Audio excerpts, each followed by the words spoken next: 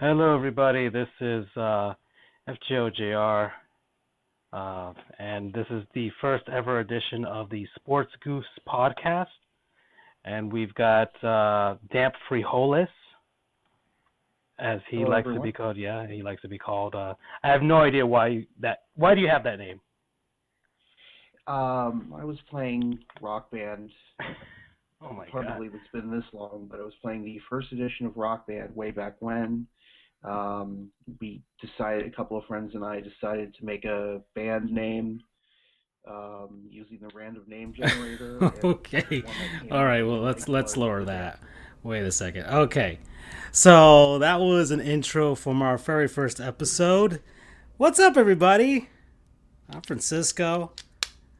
I'm joined by my good buddies Andrew and Charles, and one of our original goofs, Doug, for Sports Goofs number 100. Cien, people. 100. We did it, boys. We made it. Yay! Yeah.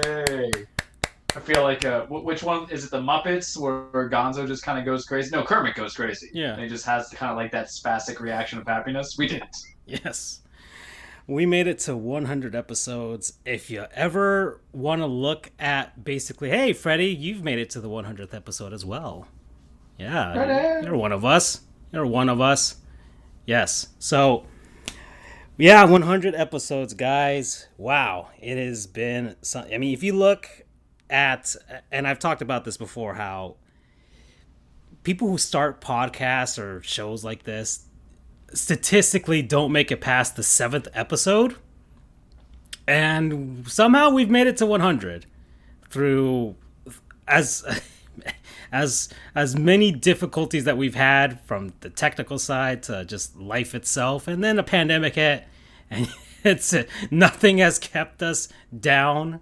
Henceforth, why I named this one Goofs Forever, because nothing's been able to stop this train. Nothing at all. So I'm happy. I'm happy that we've made it this far. We've kind of ticked all of the, I guess, rites of passage for any online show. We've been suspended. You know, we've had to ban people from the show. We've had lots of porn solicitations. We've had all kinds of things happen. Yeah, the virus. You've a lot, Doug. Yeah, exactly. The virus, everything that's been thrown at us, and yet we're still here. We are still here. Whoever actually continues to watch this show is insane, but we love you. Yep. Yeah. Are you saying we're Stockholm Syndrome on them? Possible. We created a Beauty and the Beast situation, and let me tell you folks, we were both the Beauty and the Beast. Yes. So in the background, I don't have a video game. I've gone completely old school. It is the original first episode that's playing in the background with the original graphics and logos. I've redone the graphics for the 100th to look like our semi-original. It's usually it's version 2.0, really, to be honest, but in the new style as well. But hey. It's a nice callback, all right? Fox Sports. Oh no, not Fox Sports. Bally Sports now. Bally Sports. Sometimes they used to do that with like their packages. We'll talk about them, Andrew. Don't worry, we will. We've got plenty of stuff for tonight because this is the last episode of the season. We'll probably take our normal 3 to 4 week break. Then we'll come back nice and rejuvenated, as we always do. We have surpassed, just for the podcast version of the show, 7,000 plays. So somebody out there does listen to us, because to happen 7,000 times, that doesn't normally happen. Okay, I mean, come on, man. We've had Manscaped knock on the door at least once. Come on. That is true. So we're getting there. It's been trending upwards. We've had sponsorships already. This particular episode's not sponsored, so we've gone completely old school. But maybe there will be a video ad sponsorship, so we'll whenever that pops up, we'll deal with that. But yeah, we've come a long way, gentlemen. I'm very proud of us of keeping this going, And I'm glad we got Doug back just for this. It feels really special, right? It's kind of. It really does. It's like, what if the Fresh Prince had the original Aunt Viv come back for one last episode? That never happened. That never happened. That never happened. So it's been great. Oh, but there's no limit to this episode, guys. We're gonna go for as long as we can go. Charles has already burritoed himself. Andrew's got his fruit snacks there. I've already eaten for the day, intermittent fasting, whatever. So we're gonna keep going and see how long we can endure. If somebody faints, I think that's when we'll end it. All right. This is gonna be the Columbus Blue Jackets for the Tampa Bay Lightning. 5 overtimes. Let's go. Let's do it. And this is going along. We'll talk about anything and everything. Anything anybody wants to talk about, we got to get it out because we won't be. Well, we will be doing. Me and Charles are going to plan this out, and I hope we can get some people to join, including Andrew and Doug, and maybe we get some guests to join in the fast food draft that we'll be doing during the NFL draft. Because Doug, my apathy for drafts knows no bounds. I really do not care. The last 2 drafts that I've done, I did the NBA draft and the NFL draft last year. I was gonna kill myself by the end of it because I really did. I did all 4 hours of the first rounds for both of those things, and I go insane. So I need a little something to keep my sanity. We did the cereal draft, which kept my sanity. The NFL draft, and that's how me and Charles came up with the fast food draft. And we'll have all of those details soon enough. We'll invite people, and it'll be a fun time. All right, it'll be a fun time. Let's see if the New York Jets draft a new quarterback now. Come on now, let's see that disaster. I think we'll all enjoy that one. All right, guys. I feel bad for our dear friend Jonathan Gross. Oh yes. Yeah. Part of being a Jets fan is hating what the Jets do, though. So this is all to form. It's good. Yeah, maybe for those who don't know, and that's probably everyone listening. Jonathan Grossman was our professor for MBE. That's the national portion of the bar exam, and he is a diehard New York Jets fan to the point where, and let me make this clear, this is totally hypothetical, he would never do this in real life, he has murdered Dan Marino on several occasions. Indeed. Yeah. Well, maybe he can enjoy himself with some metallic dice games. That's our sponsor for today, folks. Metallic Dice. Have some fun. Do some tabletop RPGs or something. That'll be fun. All right, boys. So, 100th anniversary celebration. Andrew had an idea for how we could start this, where we can talk about our original topics. I mean, they're laid out right there in front of the screen. So, and we had several. We had, I think, 3 each, but I figured that's going to take a while, and we want to honor our past while also going through to the present and the future. So I figured we just take the first 3, which were kind of the main topics, if you will, of that first episode. Yeah, so we're gonna do that. We'll get to our past topics. We'll go to the present topics, and then to end the show, Charles has his massive WrestleMania preview. That'll be the future portion. So it's kind of like a Christmas Carol, but I'm basically going to be man versus food on my end, just to give you guys a little foreshadowing. To the point where you indulge yourself and you know you're going to die of the cholesterol. But I do it for you guys. I do it for 5 people in the 7,000. It's coming. Y'all don't even know. Oh my God. Wow. All right. So I guess, can I start, Andrew, with my first topic? Because mine was, I guess, the Florida Panthers, because I am... God, I guess I'm a hockey expert. I could put that on my resume now. Somebody actually interviewed me for my opinion. Someone interviewed me for my opinion on their own podcast, which is more successful than ours. So it means that we are doing something right? Question mark? So, yes, the Florida Panthers. My beloved Florida Panthers. The best team in hockey, Florida Panthers, everybody. Amen. It's been 3 years. And yes, Andrew, I was wrong way back when. I was wrong. Those Panthers were frauds. They were not the real deal. No, they're not frauds like any team from Philadelphia, named the 76ers or the Phillies or the Flyers or the Eagles. They're not frauds like that.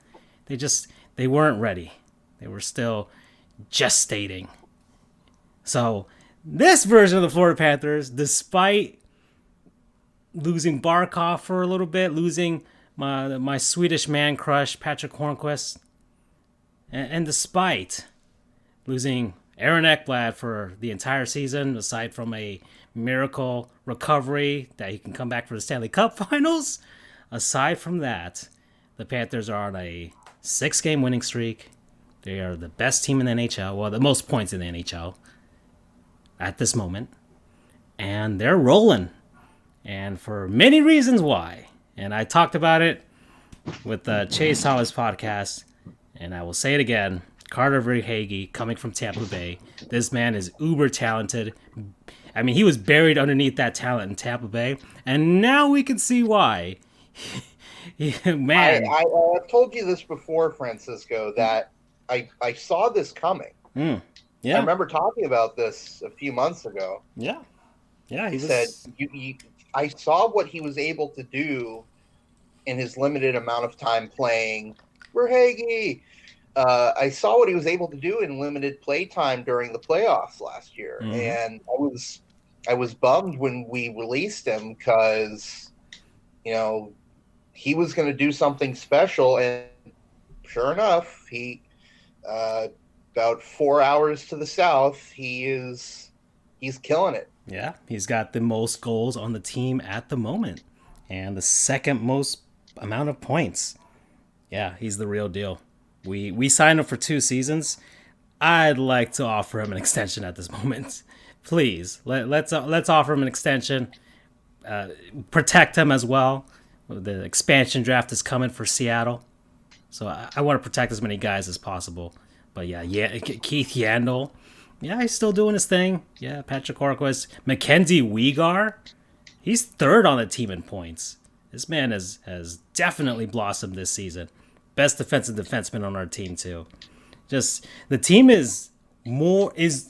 tell you this, the biggest difference is this team is actually well balanced with a Hall of Fame coach and Bill Zito as the general manager who worked his way up, is a former attorney, everybody, as well. He is a former attorney. So we can all dream.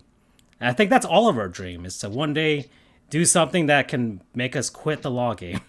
Because that's my goal in the end for everything. It's like, I can't wait to quit this.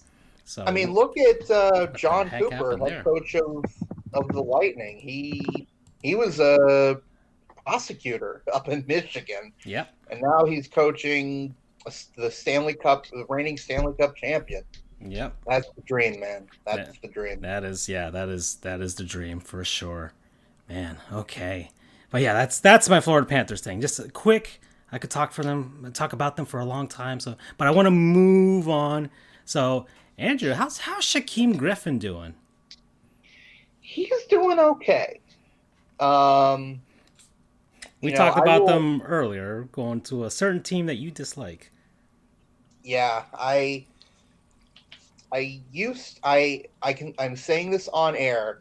I used to be a Jaguars fan, but I have disowned them after coaching hires they did during this offseason, and people have called me crazy considering that they are about to get a generational talent in Trevor Lawrence.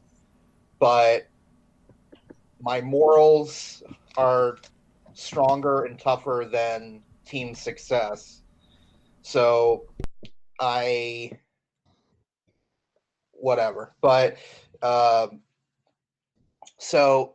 he's not officially on any team for that matter right now. He was released by the Seahawks. Right now he's just a free agent. And people are speculating that he'll end up going with his brother to Jacksonville. But that was half a month ago and still nothing has officially happened. So we'll see. But still, I mean, it's a bummer. I mean, I don't want to say that Shaquem is a free agent yet. Right. I'm looking at your messages now, Charles. Just Shaquem went to Jacksonville. People think that Shaquille went to Jacksonville. People think that Shaquem's going to follow, but we don't know. I mean, his stats are honestly kind of pedestrian. I'm looking at him right here. He has correct. He is special teams at best. However, they did bring him in on occasion on third down situations to be kind of a pass rush because he is much quicker. He is very quick for his size. So in one instance, he was able to get through the line and actually had a sack with his blitzing brother, which was really cool. The two of them got to him. But yeah, majority of the time he just plays on special teams. Looking at his stats here, he has 25 total tackles, 17 were solo, 8 were assists, and the 1 sack. Whatever PDEF means, he has one of those. Pass deflection. Thank you. And 1 pass deflection. So kind of below average numbers. I mean, to the day I die, think that if he's put in the right situation that he'll ball out. But for now, at least, that doesn't seem to be the case. So, but nonetheless, regardless of what happens, the fact that this kid who was put down, turned down every step of his life, the fact that he was drafted in the 5th round of the NFL draft, has played 3 seasons in the NFL, he's beaten every single possible odd thrown in his way. So kudos to him. Okay, yeah. And let's resurrect an old segment, huh? The Miami Dolphins are terrible. Remember that segment, guys? It was a weekly segment where I talked about how terrible the Dolphins were. Well, they're not that terrible anymore, guys. I should change it to the New York Jets are terrible. No, that would be like that's a lifelong segment right there. That never ends. That never ends. Well then. Well, Doug, you talked about the Jarvis Landry trade way back when he was traded from the Dolphins to the Browns. How's that turned out for Jarvis, for the Browns, for the Dolphins? Well, I remember I was very passionate. I have very strong feelings about that Jarvis Landry trade and some words for our then GM or president of football operations, Mike Tannenbaum. But so far, it has worked out for Jarvis more so than it has worked out for the Dolphins.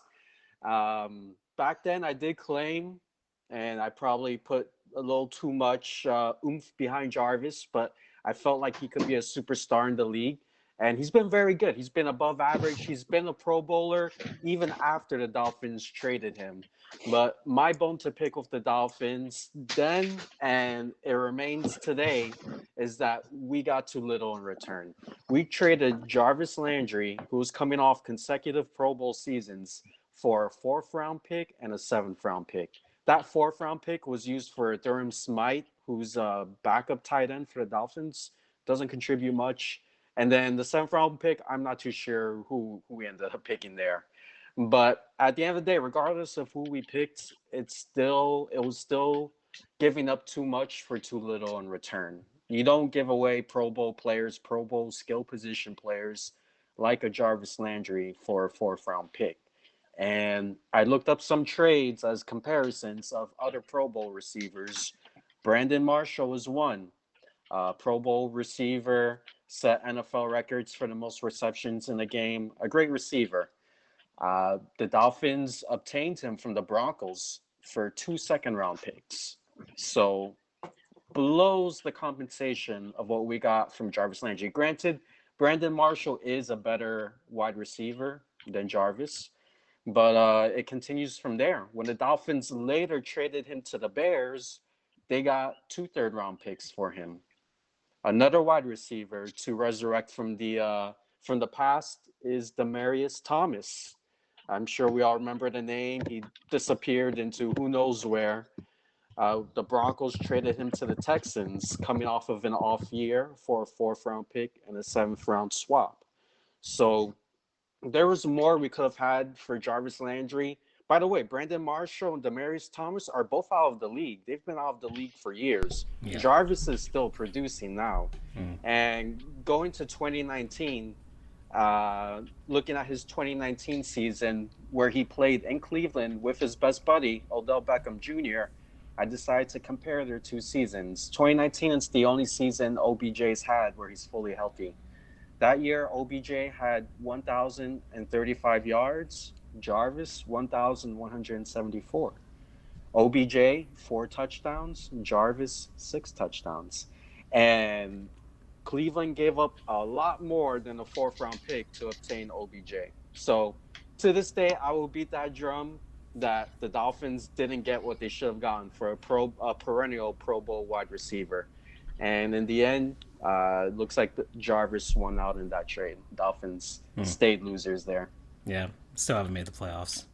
So. That still haven't made the playoffs, exactly. Got close last season, but still haven't made it. We'll see. We will make it. I have faith.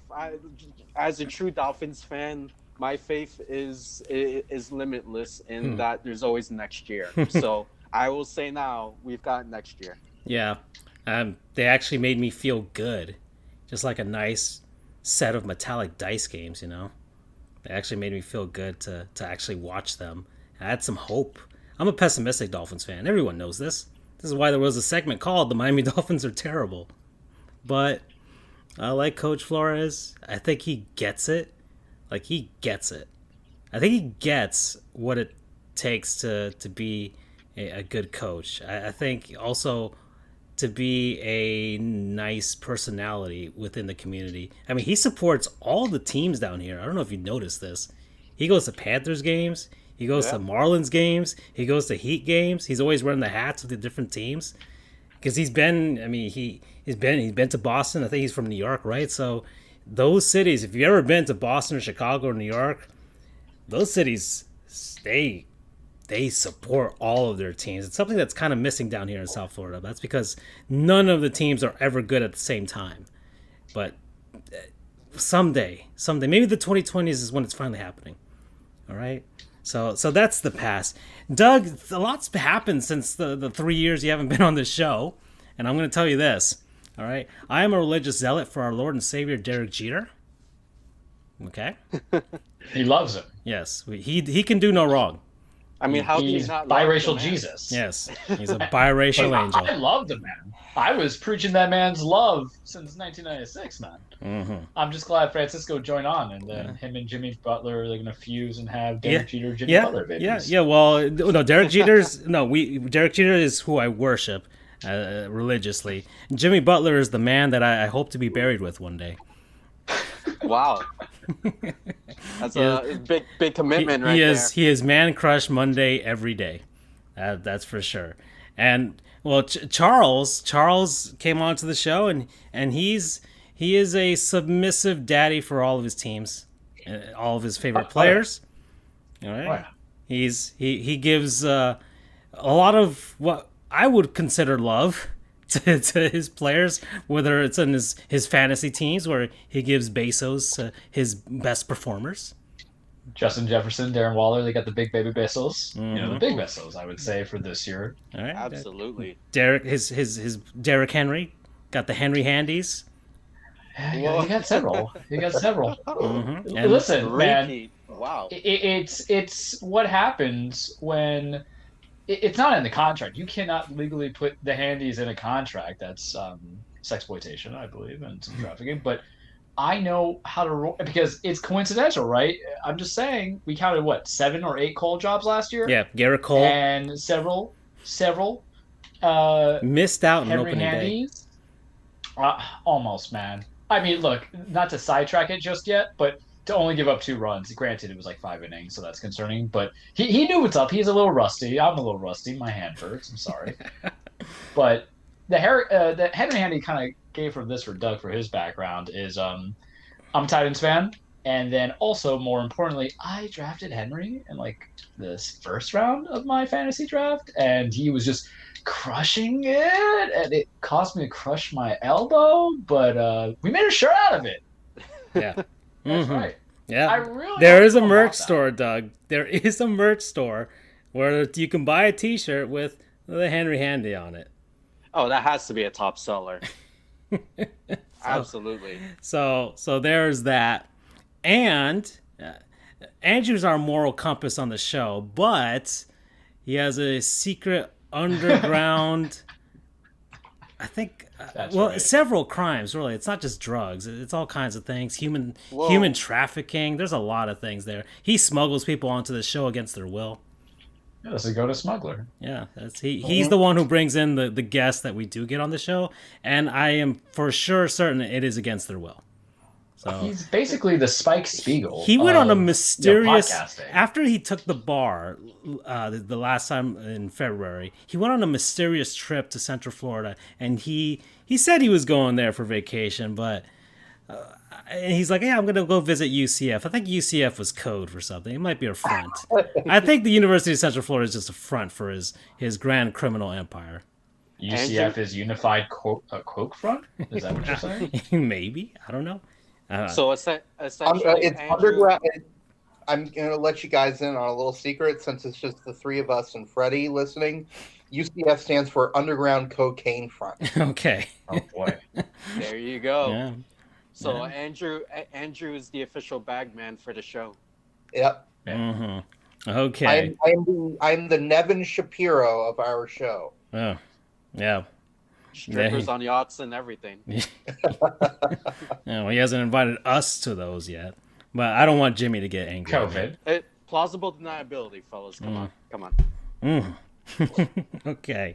So that's... I mean, Paul Pierce would call up Andrew. Oh, yeah. Ooh, how to do it. Oh, yeah, baby. Okay, so If I'm able to get Paul Pierce on the show, you know for sure that is proof that I am... Yes. Listen, not there's gonna be some people with a morality clause to not even get him interviewed. We don't have that, Paul. No, for the cost of 1 case of Lupa and a large Baja Blast, I will front you, sir, and you can come and talk to us, and about how great you are. All of your horrible takes, we'll take them.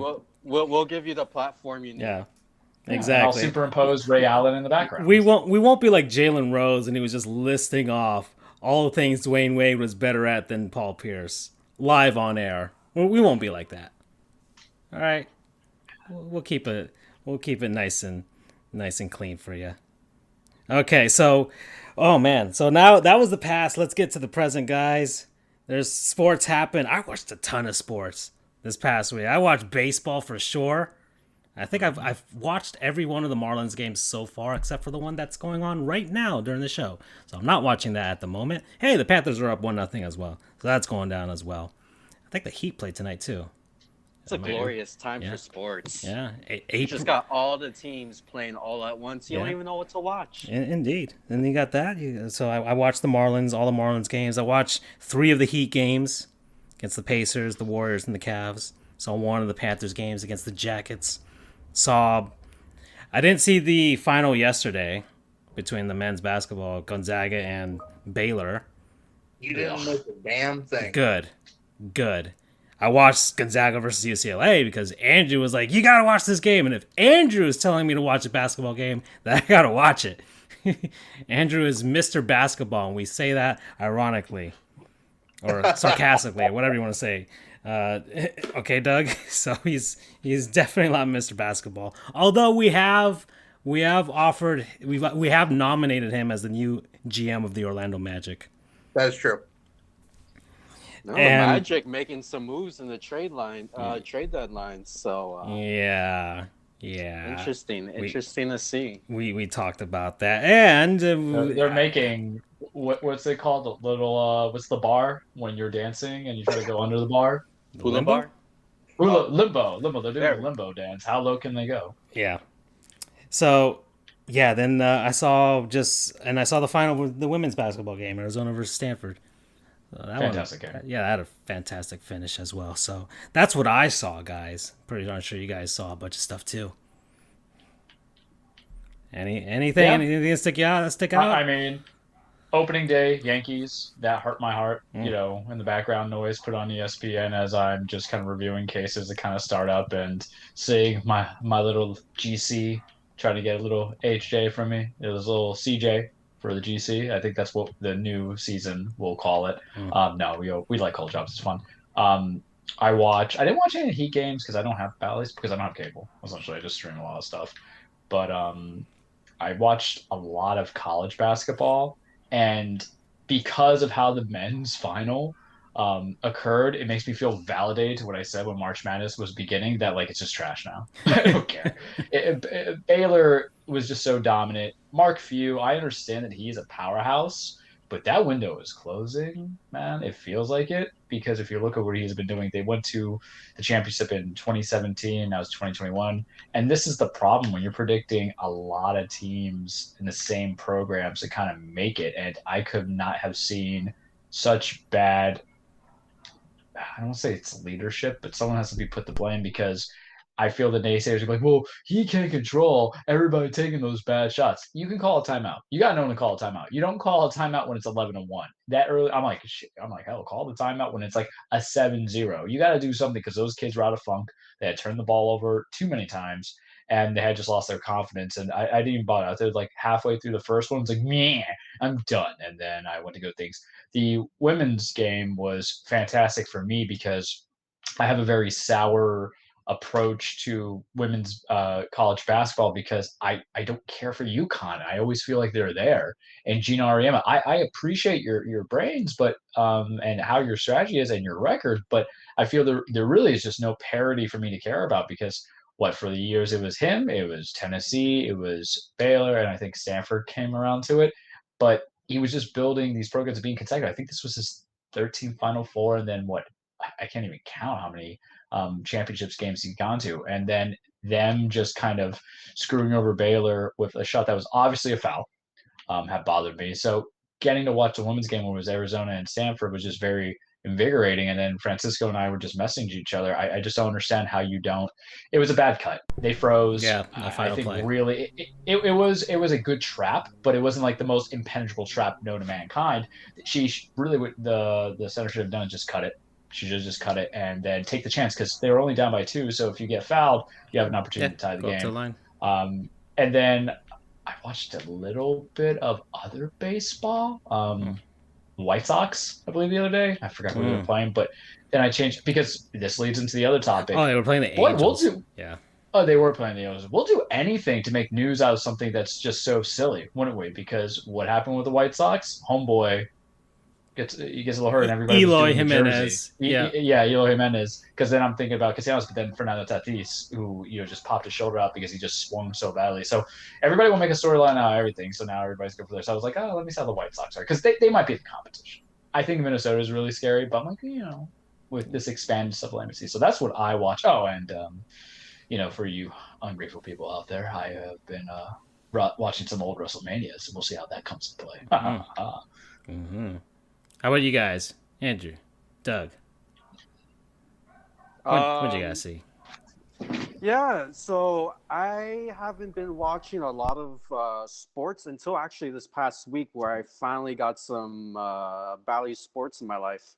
So I've been watching the Heat games. I've been watching Marlins. It's like being at a buffet. I've been watching Panthers. It's good, man. It's good. And I got to say, the Panthers are fun as hell to watch.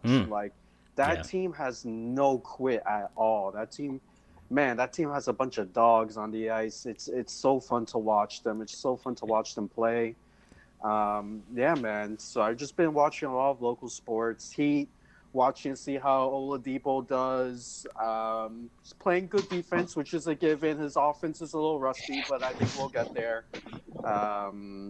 And watched the little March Madness. The Gonzaga Baylor game was a blowout. It's just like, men versus boys essentially. So, and then I watched a little bit of Angels baseball last night. Shout out T-Mobile, giving free MLB TV to all their subscribers for the season. Hey now. So that's a good pickup. Oh yeah. So I watched a little late night baseball last night before going to bed, and saw the Angels fans tossing. Okay, hold on. So let's get Andrew. Well, I know you saw the UCLA versus Gonzaga, so you told me to watch that. What did you see other than your Rays completely walloping the Marlins? Well, not walloping actually. The Marlins bullpen just choked the first two games, but yeah, big bombs. Wolf. Big wolves. Well, I didn't get to see much sports this week. I was able to catch a little bit of the opener for the Rays.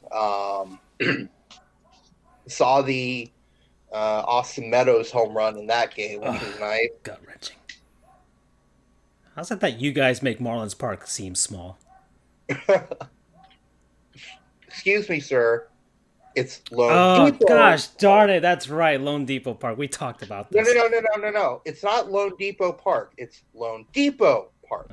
Okay. Are you guys talking about Joe Robbie? It's a pro player stadium, guys. Come on. There we go. Yeah, National Car Rental Center. It'll always be pro player for me because that's the name when the Marlins went for the 2003 World Series when I was a fan. Yeah. So okay, all right. Okay, so sorry, Andrew. So I saw the trail end of the UCLA Gonzaga game. I saw the trail end. That's kind of my MO, is that if something exciting is going on, I will catch the tail end of it, unless it's one of the teams that I follow. So I saw the tail end of the Stanford, Arizona game, the tail end of the UCLA Gonzaga game. I watched the second half of the final, which was a big mistake. It looked like it was going to go somewhere when the Zags brought it down to a 9-point deficit, but then they just fell apart. So it was like, that was a waste of time.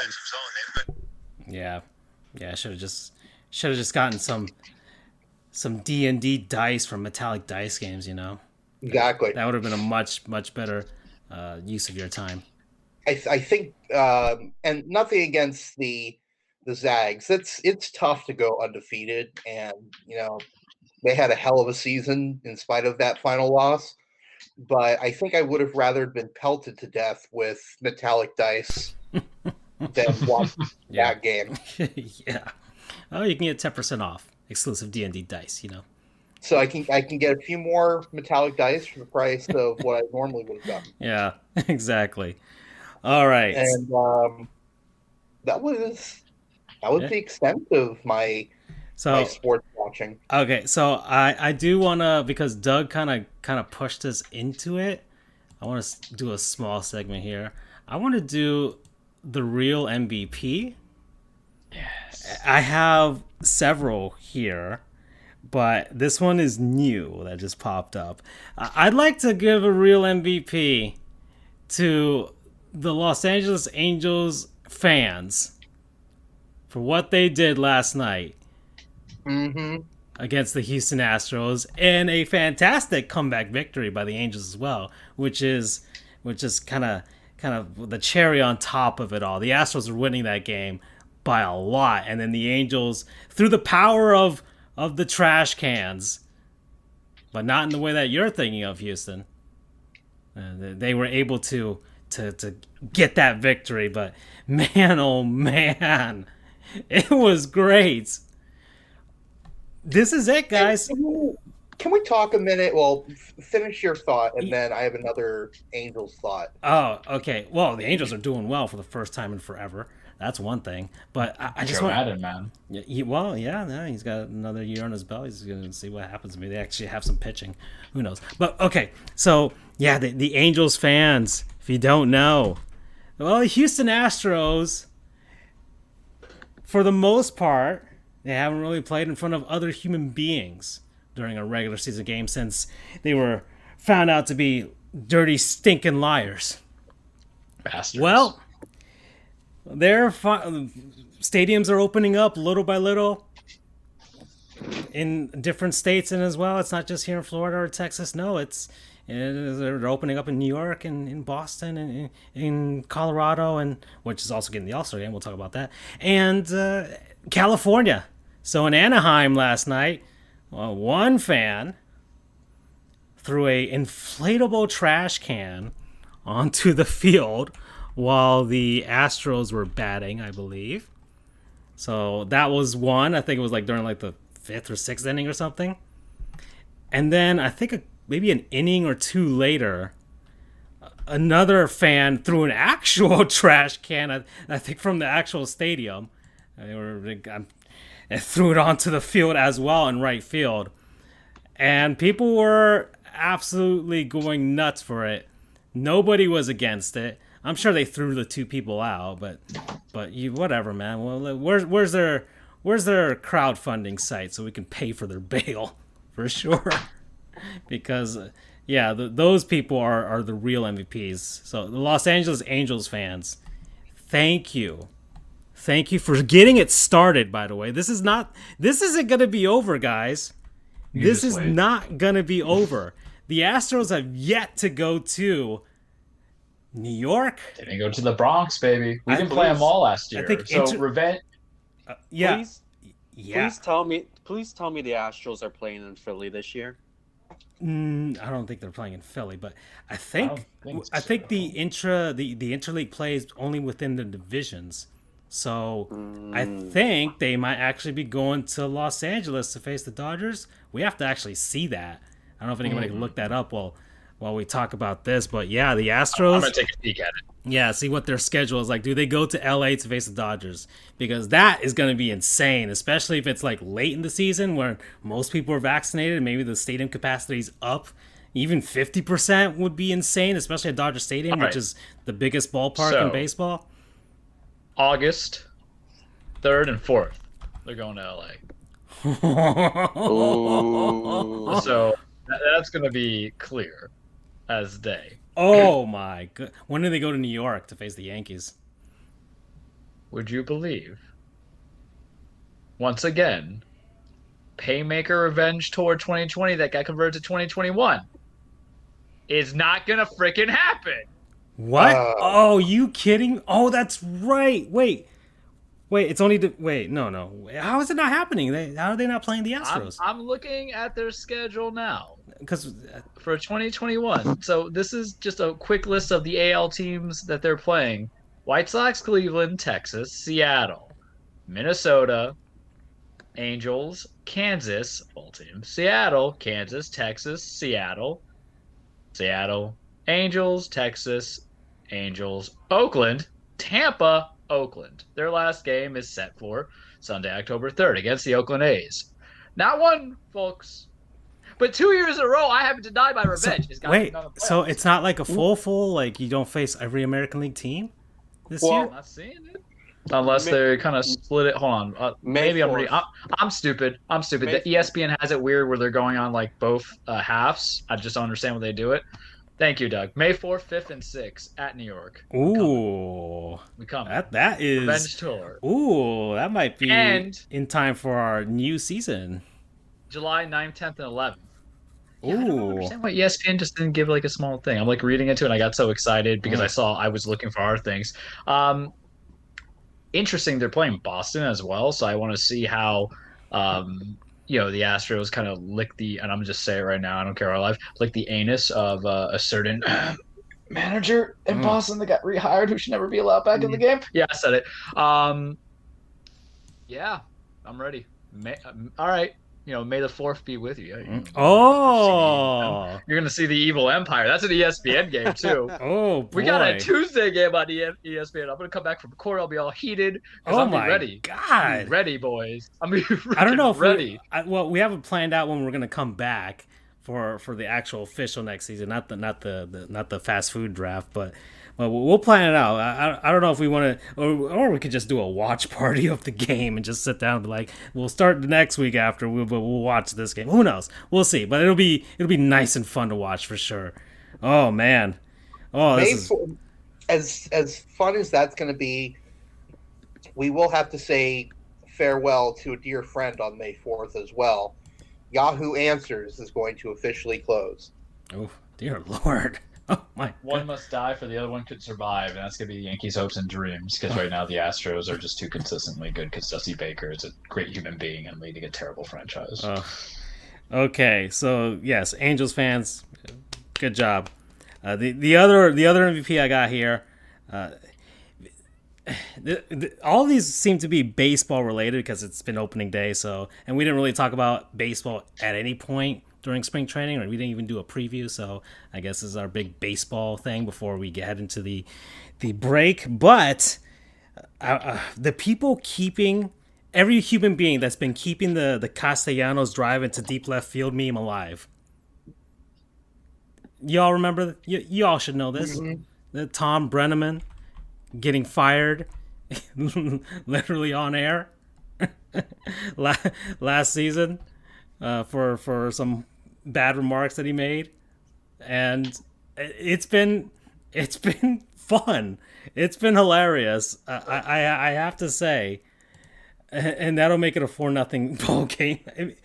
It is what man, baseball Twitter. It has been nothing but hilarity for sure. People, as much as a lot of people think baseball is boring, I think our generation and the Zoomers.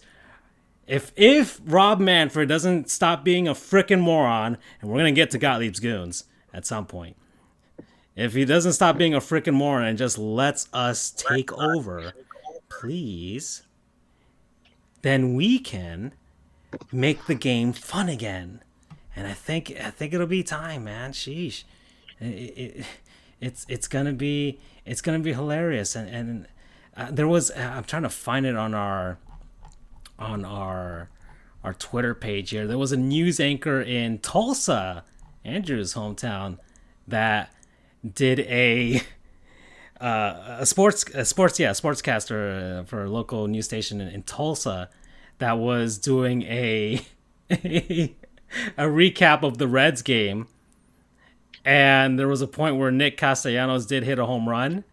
And he's like, and Nick Castellanos hits a drive into deep, which he literally hit a drive into deep left field and made it the center field in this one. Okay, but he made it a 4-1 ball game.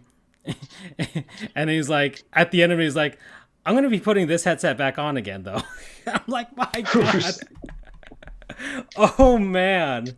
And need some aloe for that. Oh, here it is. I did this for baseball Twitter. So let me see if I can get that volume on. 1 second. Let me see if I can put this up for everybody. Right-hander Carlos Martinez.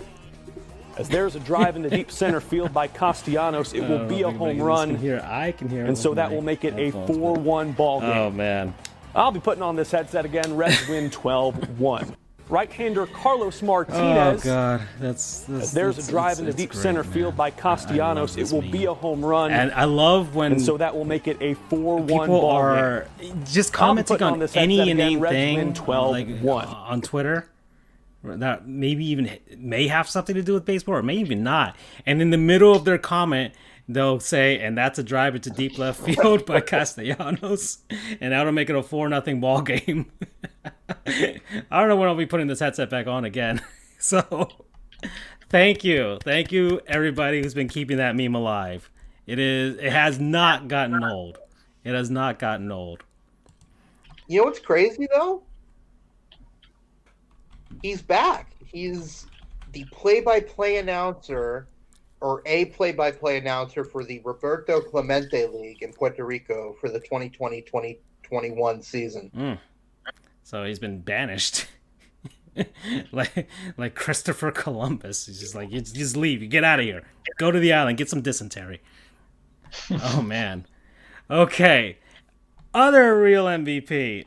I don't know who this guy is, but he's on Bally Sports Great Lakes for the Cleveland Indians. Bruce Dredden, who went on an epic rant on air with a collar. Did you guys hear this? I'm going to play it for you guys too as well. Amazing. Yes, and it is absolutely great. The next guy, where this caller was complaining about one of the batters. Oh, that's the guy who called him an idiot, right? Yes. Yes. And let me speed this up here. There we go. There it is. Judgment on the season after one game. After one game. 30-degree weather that proves what an ignoramus you are. Oh man! And then he just hangs up on him. I can't blame him for getting angry. I mean, I have no idea any of the context, but that's a good point. To make a judgment off of one game is nuts. Yeah. I mean, it's only opening day. Sheesh. Even the Seattle Mariners are great on opening day or April, and then they fall apart, like we all know. So everybody's good when it's 0-0 on the record, boys. Yep. Yeah. So the Angels are 4-1 right now. So we'll see how long that lasts. Maybe they actually might do something. So, and my last 4-2 now. Yeah. Oh, okay. They just lost to Houston. Well, see, look, they failed us already. Damn you, Dusty Baker. Ugh. So the other last real MVP, the New York Yankees, for honoring a New York Post photographer named Anthony Kelsey, who died of COVID last season, and he was, I think he was the photographer from like 1994 until he died. Very long time. Last year, and they put a plaque for him in the first base camera well at Yankee Stadium. So, and you know the Yankees memorialize things forever, so he will be remembered forever. And they had like ceremony with his family and his kids and everything. So that was very touching. So the New York Yankees, there you go. There's some actual love for you guys. Do you feel dirty saying that? No. We've grown. No, yeah. I mean, it's surprisingly, the New York Yankees feel like underdogs. How does that even happen? You know, I guess when they haven't won a World Series in 11 years, it sort of feels that way. But because our form of cheating was steroids. Okay, we didn't sully the game by doing something different than everybody else. Oh God. Oh, A-Rod. Oh boy. Sheesh. Okay, well, as our good friend Jeremy Taché says, he's a serial killer or a psychopath, right? So, Doug, that's our segment, the real MVP. But then we have the opposite of this segment, where we have to call people out for their goonery in the sports world, and that's what we call Gottlieb's Goons, named after a fellow Doug, but not a good Doug. I'll tell you that much. Named Doug Gottlieb. We don't claim him. And the Council of Dougs, they don't claim him. But yes, Doug Gottlieb, who is a frickin' moron, not a good human being. I don't know. I mean, he says horrible, bad things about Andrew Luck, and that's why we made a segment for him. Roy Williams, who just retired, said something funny about him. About how he couldn't put on his pants the right way during a basketball game. So how could he comment on the North Carolina Tar Heels? And he's right. So, yes. Gottlieb's Goons, guys. I said, let's continue with the baseball thing. Major League Baseball for suspending Nick Castellanos as there's a drive into deep left field. And that'll make it a 4-0 ball game. Okay? Of meme fame. For quote-unquote instigating a bench-clearing quote-unquote brawl, because it wasn't really a brawl, it was just a bunch of guys just kind of standing next to each other, for celebrating scoring a run against the St. Louis Cardinals. Did you guys see this? Mm-hmm. Yep. All right. That's too much. I mean, I understand Castellanos flexing on the pitcher, whatever. And everything that happened there, none of that is suspension worthy, in my opinion. That's just the MLB becoming the Brian McCanns of baseball. Oh, that's a good name. That's a good name. Yeah, Nick Castellanos just flexing. Nothing. He didn't push him. He just kind of yelled at him. And I like Jun Lee's comment here. He basically did what every NBA player does every night whenever they dunk on somebody. So, I mean, come on, man. I remember baseball is the it's the pure sport with the unwritten rules. You gotta know better. Come on. This is unwritten rules, my ass. So, Yadier Molina, I feel should have been suspended. If they're gonna suspend guys, then let's make it even. Yadier Molina, who's always in all of these brawls, because Yadi feels untouchable, man. Well, I swear, if he was a hockey player, he wouldn't be doing this shit. He would have been knocked out the moment that he started something with anybody in the NHL, and he would never start a fight again. That's what Yadier Molina. I swear somebody should actually punch him, and that way the Cardinals can be like, well, that whole retirement thing just started for him. I really, really want somebody to do that. My brother-in-law is a St. Louis Cardinals fan, but Yadier Molina really just needs somebody to do that to him. Anybody. But there's going to be a bunch of... Oh, man. I was going to say something about Puerto Ricans, but... I'm sorry. I think you're a Puerto Rican, Doug. Whoa. There we go. So... In all fairness, emotions can run high, so I understand. No, I'm just saying he's always in this. Whether it's like the Cubs or it's usually the Central Division teams that always fight each other for some reason. But yeah, or the NL Central. But man, somebody needs to get at him at some point. And it's like, I swear he only has all those tattoos just to look intimidating when he really isn't. Oh, okay, that's my rant. Sorry. Ooh, I'm getting heated. But yeah, Rob Manfred sucks. We know this. He was actually He was the Goon of the Year, right? Last year? Yep. Yeah, that's right. We named him the Goon of the Year. Worthy choice. Yeah. Worthy choice right there. Oh, man. And my last one that I had here. I know I'm talking a bunch, guys, but don't worry. Everybody will talk. But I want to get... The other one is...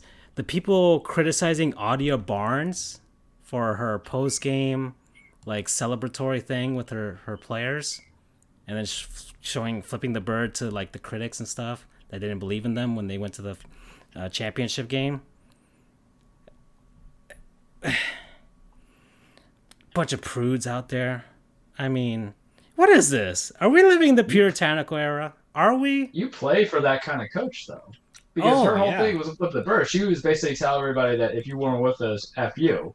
You want that in a coach. You don't want a yes man or a yes woman or a yes person on the coach. Like, good job, guy. You have to acknowledge diversity because it goes back to what I mentioned earlier about the women's college basketball. It's just all those other programs, the UConns, the Baylors, the Stanfords, even though they lost to Stanford, we don't say that. Yeah, but no, go ahead. You want that aggression. You want a little bit of that dirtiness. I mean, it's a sports emotion. So here's my thought process. If fans are more uncivil than anything should be in this world when it comes to a sport, why can't the coach just kind of get a little dirt on her elbow?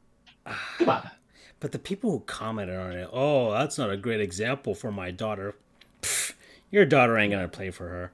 I mean, come on. Let's be real here. Nick Saban's not a saint. Bobby Knight is not a saint. God knows what Bobby Knight, he threw chairs at his own players, for goodness sake. I love a coach that gets fired up. I love the coach that preaches the mantra, us versus the world. Come on. This is sports. If you're upset at this, you can't be a sports fan. But, I mean... is an F-bomb? I mean, sheesh, people clutching pearls like they've never heard the F-bomb uttered by a coach at a sporting event? Sheesh, there are little league coaches that are throwing F-bombs and fighting each other.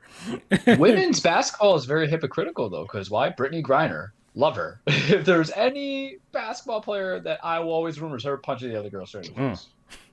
And they were like, nah, we can't do that. But You literally like complain about how women's basketball is not akin to men's basketball, and Malice at the Palace, baby. And I mean, I personally love Malice at the Palace. I'll tell you that. Absolutely. Right now, yeah. So like, I forget the whole guy getting punched in the face by Jermaine O'Neal. You step up to a guy that's 7'1", you learn. You learn. But it's just they're so hypocritical, and there's a way and a class of how you do things. I'm like, no, man. Like, you want to play for that purpose because you know what? When you're getting recruited, you look at everything. You're like, that's the coach. That's the person right there. But can we just quit with the whole dichotomy of you have to be akin to things because these are young women who, and the coaches, I'm presuming too. She looked young to me, not like old, a la Roy Williams, who's now retiring. Enjoy retirement. UNC screwed. That's fantastic. But you want to you don't want to hide who you are. You don't put on the fake retail face. You don't put on the fake retail voice for your players. Why? Because no one buys into that. It's the same way of Adam Gase. He's the example I think of. Oh my God. But you think about it, for him, he put on retail face, retail voice, and it didn't work, and it could connect to the players. It works with management because what's the whole idea about management? I swear, the New York Mets probably never saw him without a hat, and he probably did the interview with a hat on. And then the moment he got the job and he had the press conference and he came in without a hat with the googly eyes, they were like, oh no, we hired this man. He short-circuited, but they just got to let it go. I think, if she's definitely, it's a coach that you care about, I think, a little bit, because now I had to be like, who is she? Go to her name. I watched that video. And it made me want to see her team win. And they almost did. I was cheering for them. That's why I made her my you go girl. You see how that segued, guys? You see, I told perfect. You. I told you I was planning for this episode. I tried really hard. I really did. So, my you go girl. He's the head coach of the Arizona women's basketball team, Adia Barnes. Okay?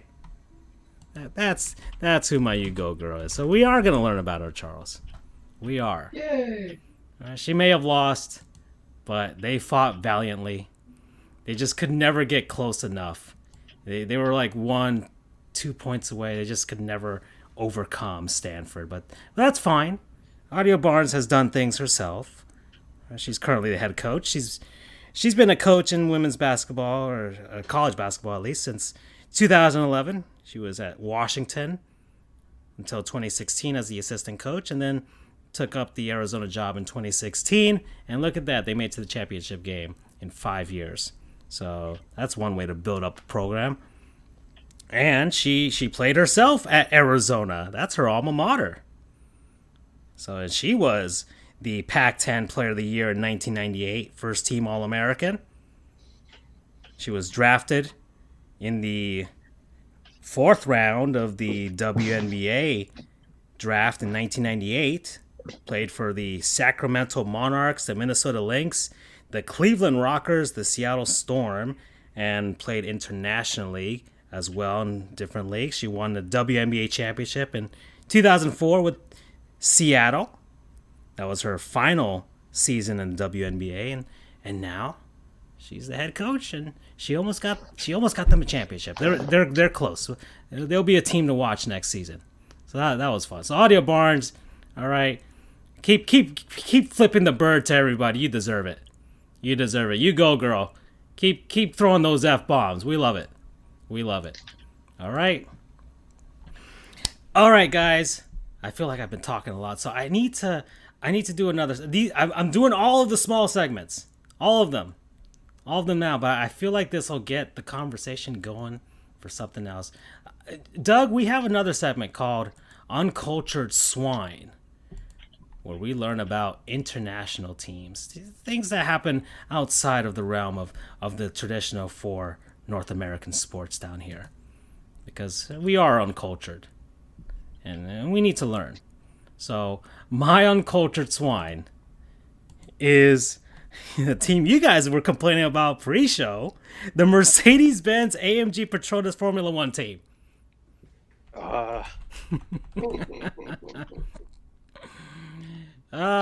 Gentlemen, Mercedes, they were first in Formula One back in 1954.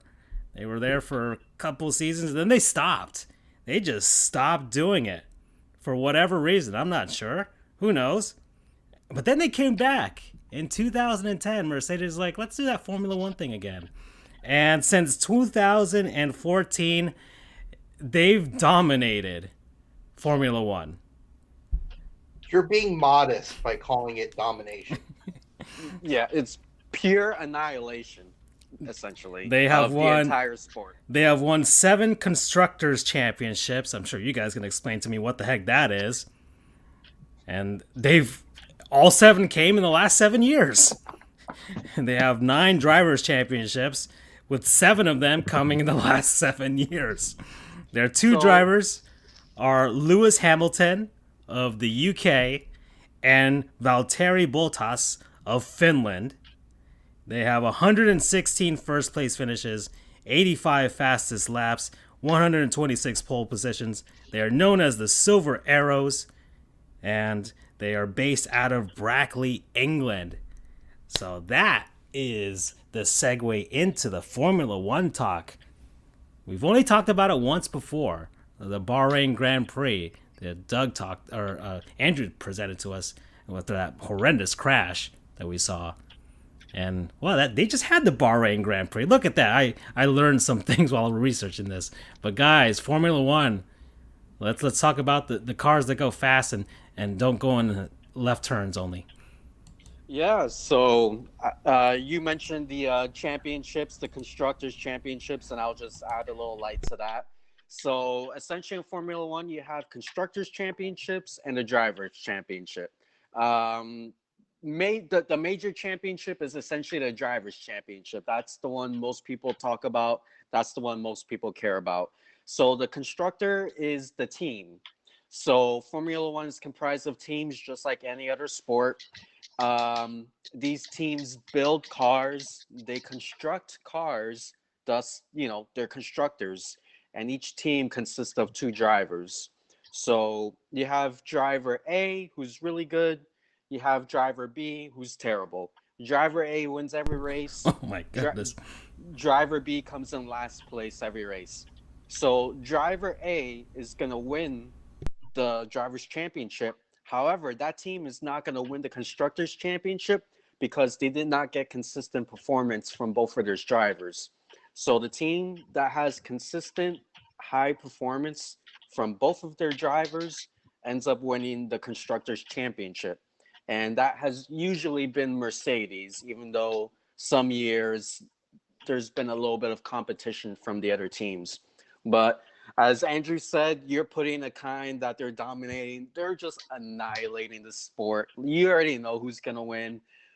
You know who's going to start first on the weekend. You know who's going to finish first who's on the weekend. It's Lewis Hamilton, who I'm going to give roses to Lewis Hamilton. He's one of the greatest F1 drivers, if not the greatest F1 driver of all time. Now, that might ruffle some feathers for some F1 purists who have grown up in the days of Ayrton Senna and all of these amazing, all-time drivers, but no one has put on the dominating performance like Lewis Hamilton has. It's one thing to have the best car, but it's another thing to get consistent results, and that's what this man has done for almost 9 straight years. There was one year where his teammate won the championship, Nico Rosberg, but aside from that, he's just been lights out every single year. This year, however, there's a little more competition. Like you said, the Bahrain Grand Prix was the opening Grand Prix for this season. It was actually looking like a Red Bull weekend until Max Verstappen was having a issue with his differential, and he couldn't put all the power down coming out of the turns. So Mercedes kind of surprised everybody and took that victory.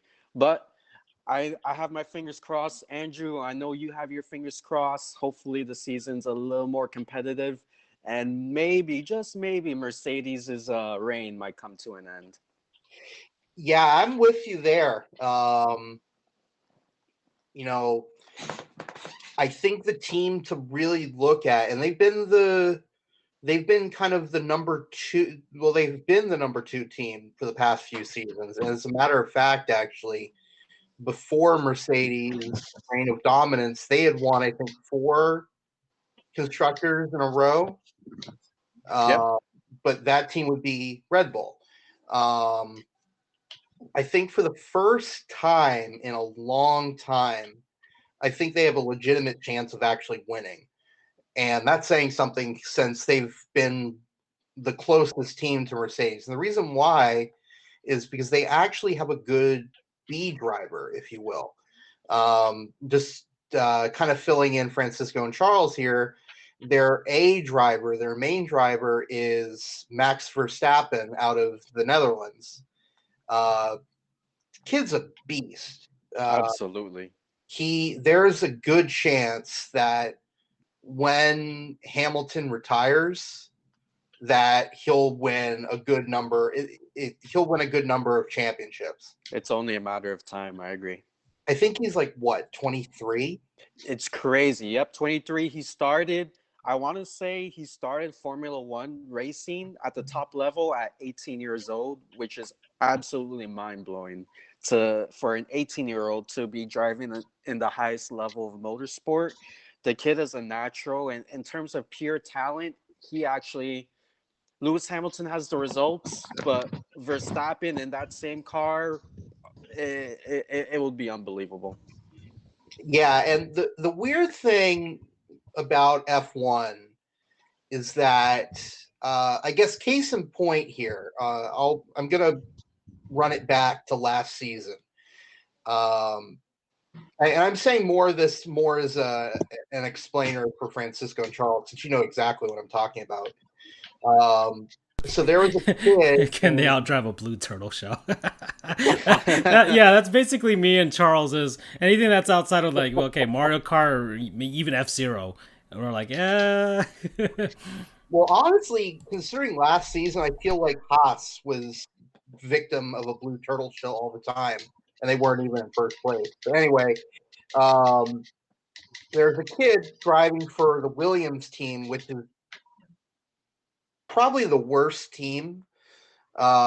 His name's George Russell. And how Formula One works is the bigger teams have kind of feeder teams as well, sort of. Like, for example, Ferrari's feeder is Alfa Romeo, Red Bull's feeder is Alfa Tauri, and Mercedes' feeder is Williams. So Lewis Hamilton had to miss 2 races toward the end of last season because he had the virus, and Mercedes elected to bring up George Russell to fill his slot, basically kind of testing the waters, see, is this kid worth bringing up when Hamilton retires? And Russell is good, but he is stuck in a really shitty car. So I don't think he ever scored points. The second that they put him into the Mercedes, he's getting pole position. He's almost winning races, almost because Mercedes had uncharacteristic mess ups. So there's honestly a constant debate of, is it the driver or is it the car that determines how good a driver does.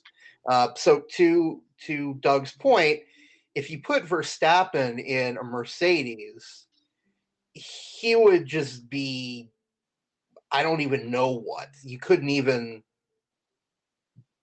I don't think anyone could comprehend how well he would be doing. But anyway, I saw a couple of videos about why Red Bull is doing so well, and they think it's due to some of the regulation change holds. That's and all right, this is like a mix of this is like a whole Learn a Goof segment, basically, guys. Yeah, I'm trying to figure out, like, I thought all of them kind of drove the same car, but not even close. And that's what I thought. Yep. That's what I thought before getting into it. So it's not like, I think NASCAR, they're all the same, right? It's stock car, more or less. So well, the big thing is the change in engine and things like that. But there are differences, but when you compare it to Formula One, they are driving the same car. Formula One introduces regulation changes every few years. So, something could be legal, but then in the next season, now you got to change it. And it's done primarily to try and give some competitive balance.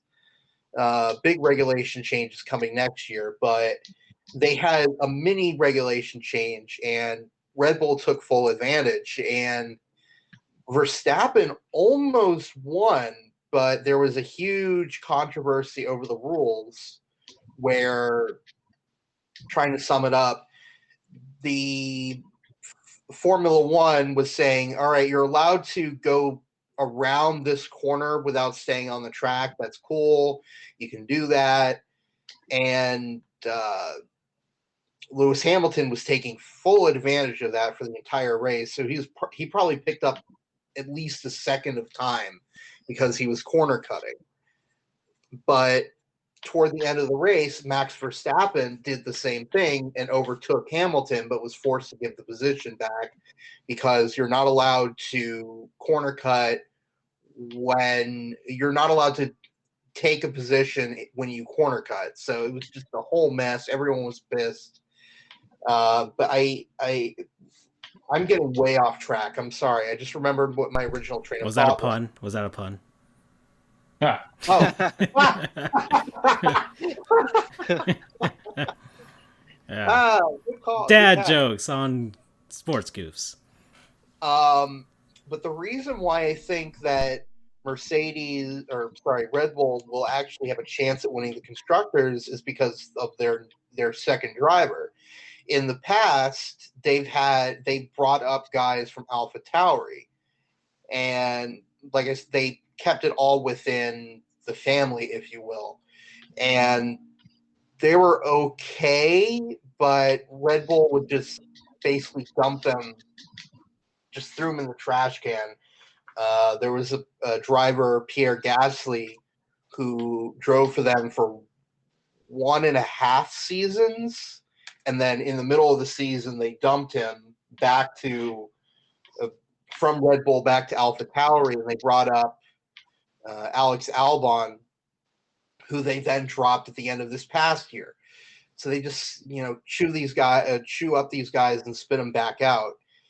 But they brought this season Sergio Perez, who is a veteran of Formula One and has been stuck with a mid-pack team that was called Racing Point, but is now called Aston Martin.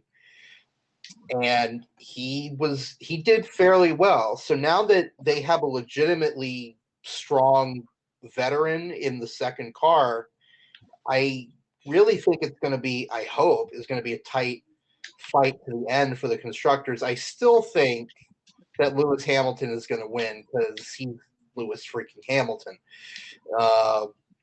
The question is, can Verstappen get a few wins under his belt? Can he get consistent podiums? And more importantly, can Perez outdo Bottas? And if he does, that I think you'll see a lot of 1, 2, 3, 4 Mercedes Red Bulls. What would you say, Doug? Yeah, I agree with everything you said. In the past few years, Red Bull has suffered from a lack of production from their second driver, whether it was Pierre Gasly or Alex Albon. And that's not to say those aren't talented drivers. Those are very talented drivers. But it goes to show you what a beast Max Verstappen is. The other drivers are spinning out. They can't handle the car. And these are guys that are at the top of their game. And Max Verstappen is making it look like a Sunday drive, challenging for a win. So they finally have a second driver this year who has the experience, and I believe he has the mental fortitude to be able to get the best out of the car each and every weekend. He has that underdog mentality of scrapping from the back and fighting to the front. So I think it's going to be a good season.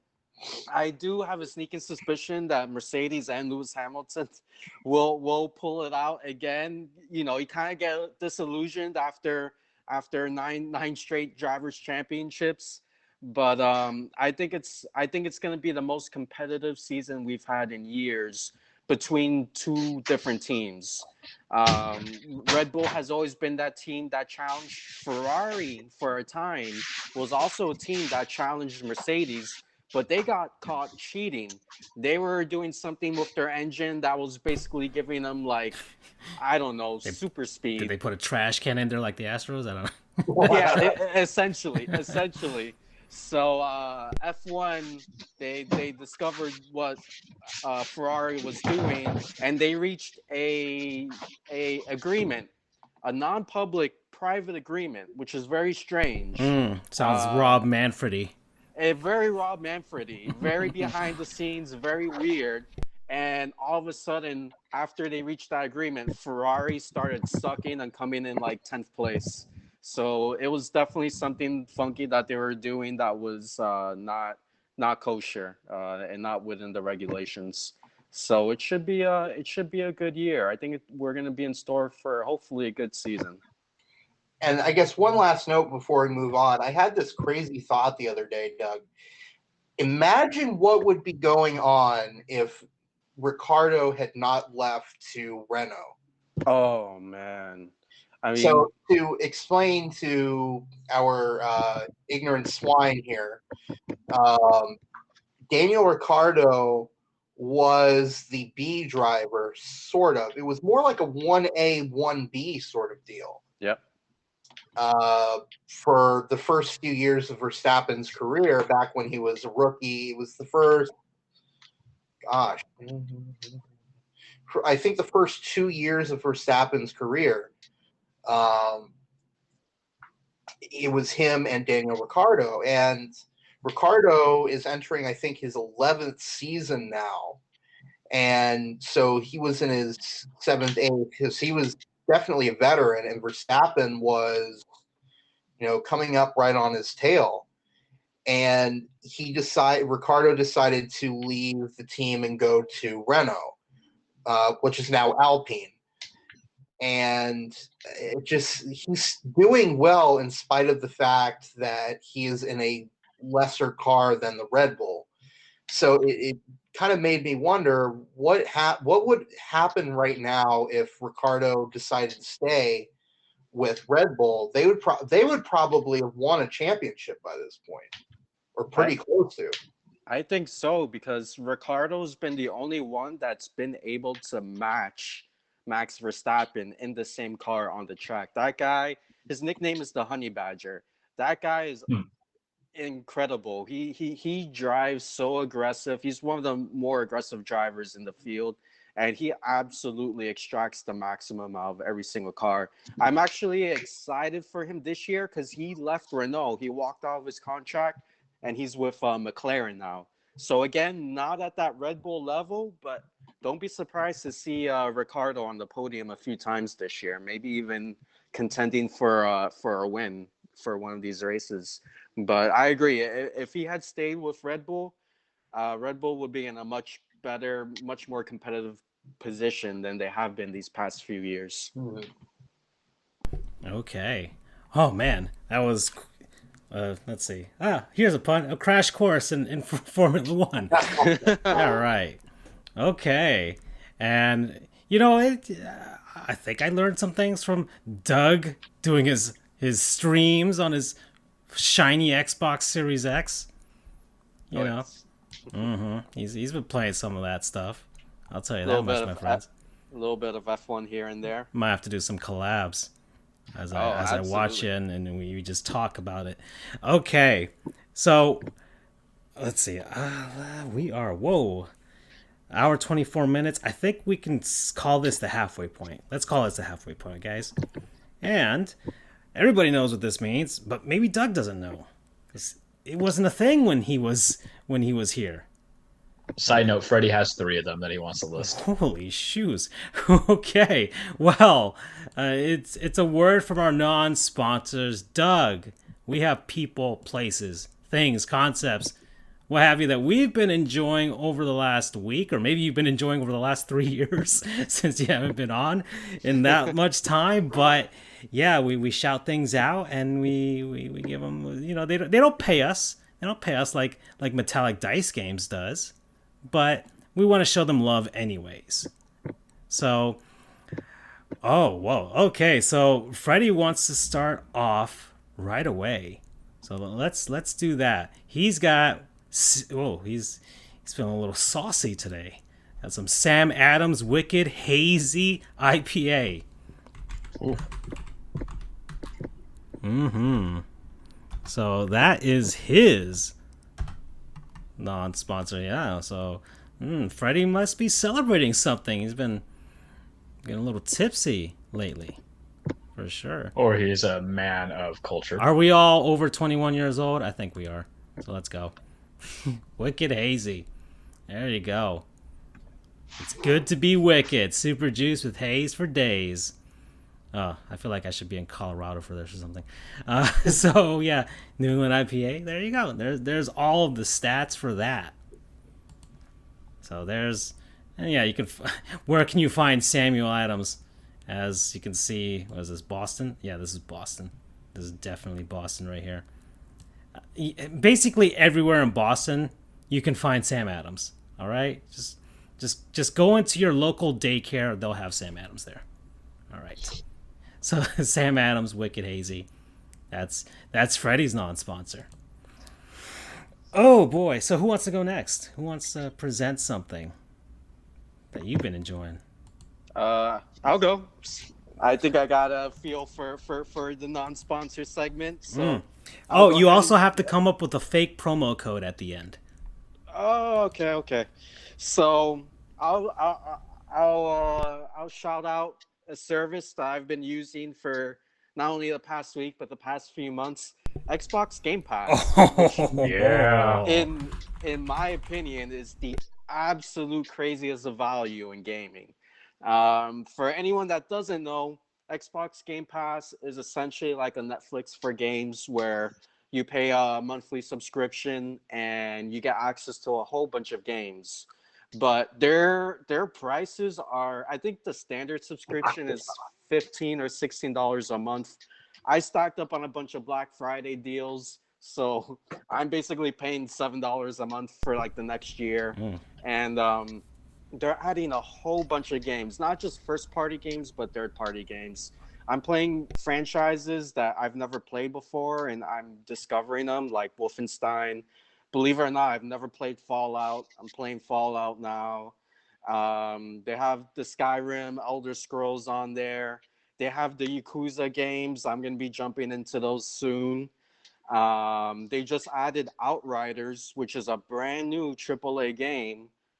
Day one, they just added it.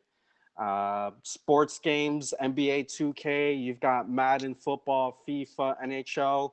And the biggest news, you see Octopath Traveler over there, which is a game I'm looking forward to trying. The biggest news from this past week is that they're having MLB The Show 21, day one, available on Game Pass. And the show has been a PlayStation exclusive for I don't know how many years now. And this is the first year it's going multi-platform. It's made by Sony, so it's always been exclusive to them. But they became really the only, aside from RBI Baseball, if you're a peasant, they're the only ones who've been making a Major League Baseball game. 2K went out, EA Sports went out, and they're really the premium only one out there.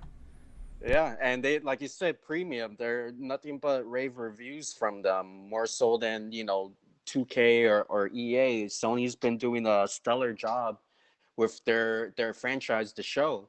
And first year, it goes multi-platform, and it's available day one on Game Pass. A game developed by Sony, where Sony and PlayStation users have to pay full price on day one. So I'm just going to throw that in there. But you got the Doom series, Battlefield, Burnout Paradise Remastered. It includes the base package of EA Play. So they struck a deal with EA Play, and they have a bunch of EA Play games on there as well. So literally, my backlog of games is never ending, and I'm okay with that. So thank you, Microsoft. Thank you, Xbox. And yeah, shout out to Game Pass. That's my non-sponsor. Yeah, Promo code? Promo code Dougie Souls, Xbox Rules, Noob Master 24. Oh my goodness. All right. Yeah, okay, so I got this gaming PC last year. Everybody knows this is what the show runs on. And Microsoft really wants me to get this Game Pass thing. And me and Charles, we've been getting a dent into our backlogs thanks to this virus here. And I can't take that plunge, Doug. I really, if I ever do, You will drown. Yes, I will. I will never beat all the games that I already bought and paid for. And of course, I'm getting a ton of free games on PC because developers are literally giving them away, and it almost seems like Microsoft's literally giving them away, maybe for $8 or whatever. How much is it? How much do you pay per month? What is it again? It's standard membership is $15 or $16. $16. Yeah, but you can frequently find deals. Sheesh. Where listen, guys. I stacked up on a bunch of deals, and essentially until 2022, I'm paying $7 a month. Even we make $15 or $16 off the show per month, so we could actually pay for a Game Pass membership if we wanted to, and just share it amongst the three of us. But yeah, let's see, we don't know. Charles has a PS4 and the Switch. Andrew's got a PS4 and his ancient Xbox console, his 360 and the Xbox One. Or not the Xbox One, but the original Xbox. And I got the game PC and the Switch and a bunch of old Nintendo stuff. So, yeah, but gosh darn it, man. I get jelly when I see what, it's like, oh, Doug's on Twitch right now. Oh, what's he playing? Oh, I'm playing like my 100th game in the last 100 days. Doug, what console do you have of the Xbox? I currently have a Series X. Yeah, he found one. Found one. I had a couple of Twitter accounts I followed, and midway through work, I got a Twitter notification that there's some stock available at Best Buy. Jumped on it, and I got lucky, and I was able to snag one. But I know consoles are tough to come by these days. Yeah. And guys, I just noticed here, Freddie forgot his second, but his third non-sponsor is us. Aww. Oh, thank you. His promo code is Happy Hunted. It warms the cockles of my heart. Yes, indeed. We appreciate you, Freddie. You've stuck with us thick and thin through our insane madness. And we were super thin way back when. We're getting thick there. Might add a second C to that thick. Yeah, we're taking steroids, Sports Goofs style. Jose Canseco, baby. Oh boy. All right. He and another friend of the show, BU, are like kind of like how you had the fifth Beatle. They are the fifth Goofs. Yeah. Was it the 12th man in Seattle? What are we gonna call it? Excuse me. It started at Texas A&M. Yeah, but and actually Jimbo Seattle goes there, so who cares? Seattle basically leases out that pays royalties to Texas A&M to use that. Well, who wants to go next? I'll go next. So, real quick update. Cold job alert. We're close to getting one, guys. It's 3-0 right now, middle of 6. Let's see. Cole has pitched 6 innings, 12 strikeouts, no runs, no errors, just 4 hits. Let's see our team updates real quick. The Rays are up 2-1 on Boston at the moment. Let's see. The Panthers are up 1-0 on the Hurricanes. They have yet to beat them this year, so I hope that happens. The Lightning are losing to the Jackets 2-0, so they're in what I would consider a slump for them. And yes, the Cole job. They've been in a slump for a while. Yeah, the Cole job is at a 3-0 lead right now for the Yanks over the Orioles. Holy crap! The Reds are spanking the Pirates 14-0. Sheesh. All right. And the Marlins are winning 2-0 over St. Louis. Hey. They have a big inning going right now. Oh, fantastic. And how are the Heat doing? Where are they? That game starts at... They're playing... Who are they playing? Memphis? Yeah. Memphis. Yeah. Okay. So they should win that game, but I don't know. It's 37-34 Memphis. Okay. Well, they'll pull away. They'll find a way. This will be the depot. This is the depot game, guys. This is where it happens. Culture. This is where it happens. Let's go. Okay. All right, Charles, go ahead. So, boys, I'm a sellout. I'm a sellout because I was going. It's the 100th episode, so it kind of has to mean something to me. It was something that isn't kind of random, but isn't something I've kind of talked about, but also has a purpose for a lot of people. So, there's been two things that's been going on in my life over the weekend, right? The first step is I have fallen into the terrible cycle of watching television on my YouTube, like little snippets, little scenes, a particular show. And I loved it. You always hear it being a masterclass of a show, but you always feel like it's a little slept on because not everybody likes to talk about loving inner city Baltimore drug dealers like I do, apparently. And I've been watching clips of The Wire like crazy. Oh. I own The Wire on DVD. Back when you bought stuff on DVD, I own that stuff. It's so good.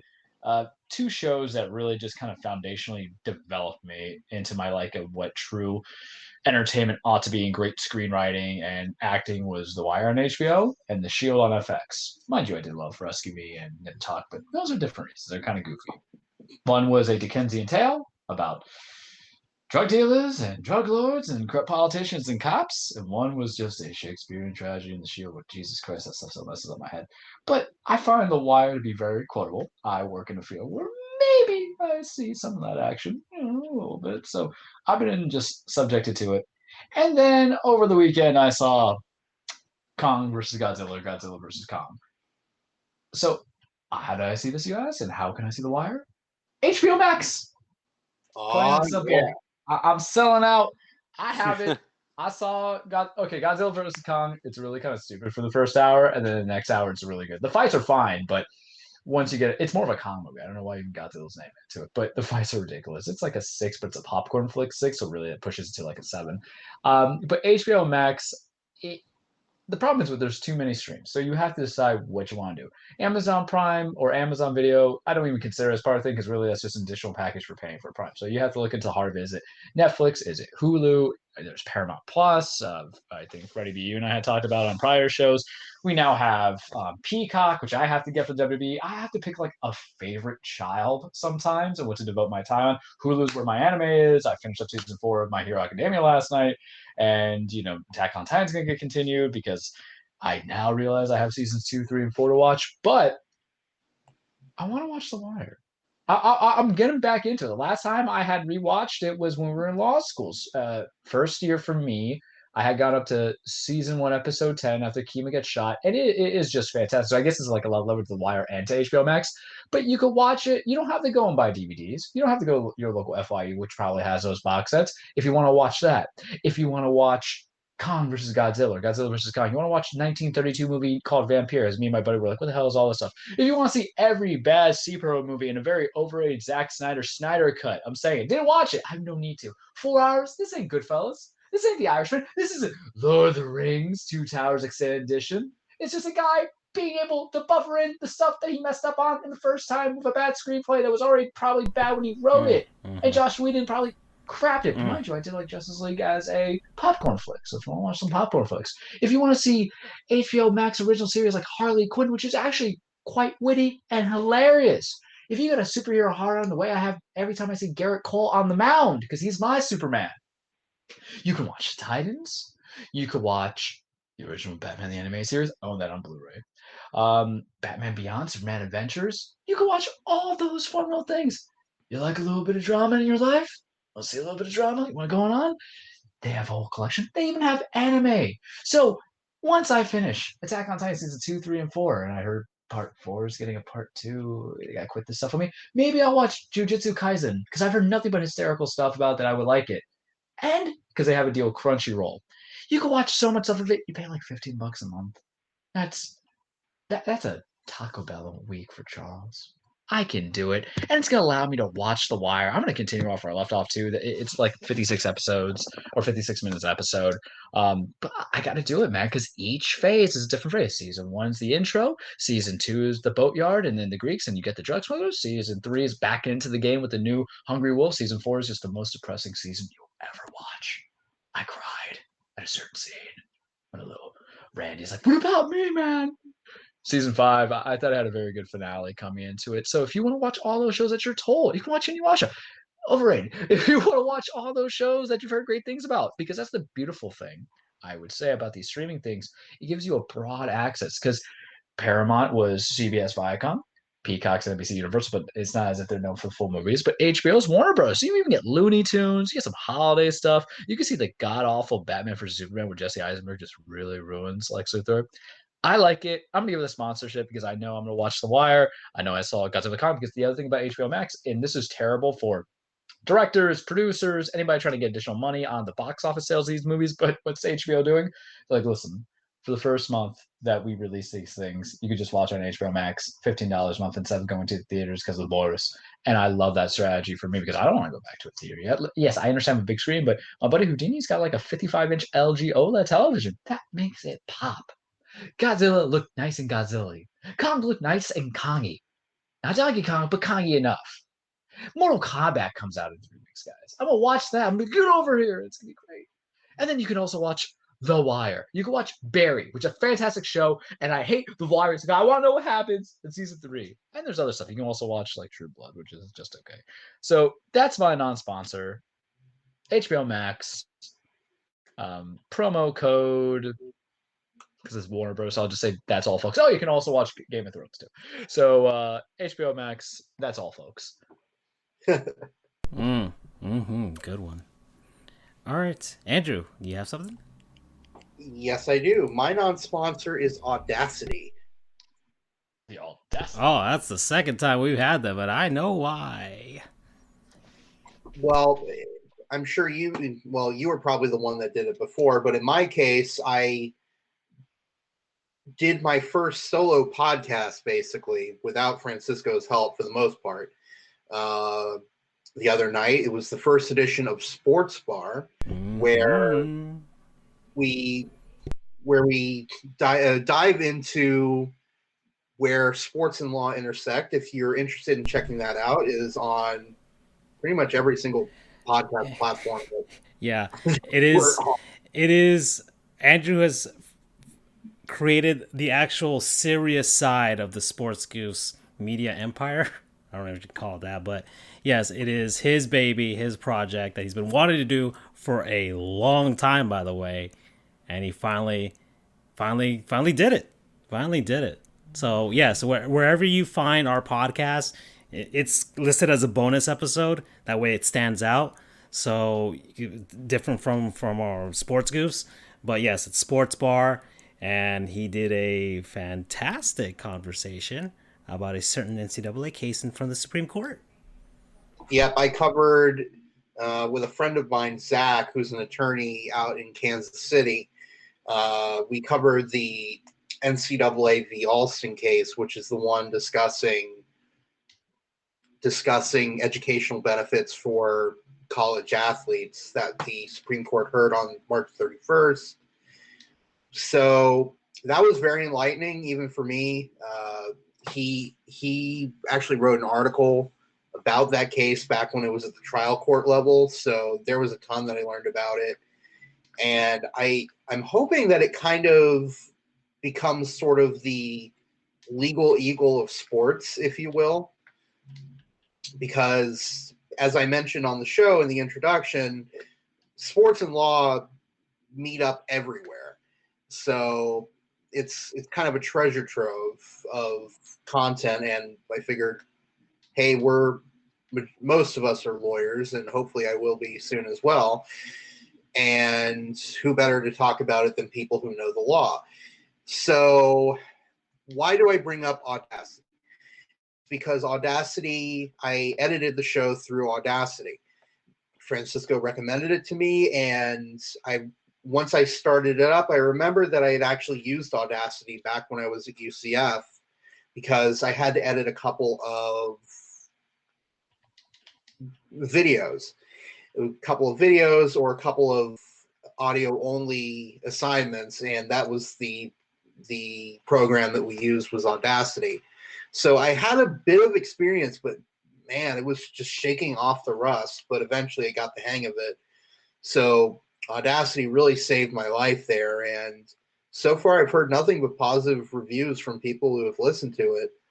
So thanks to them for helping me get a good start on that solo project.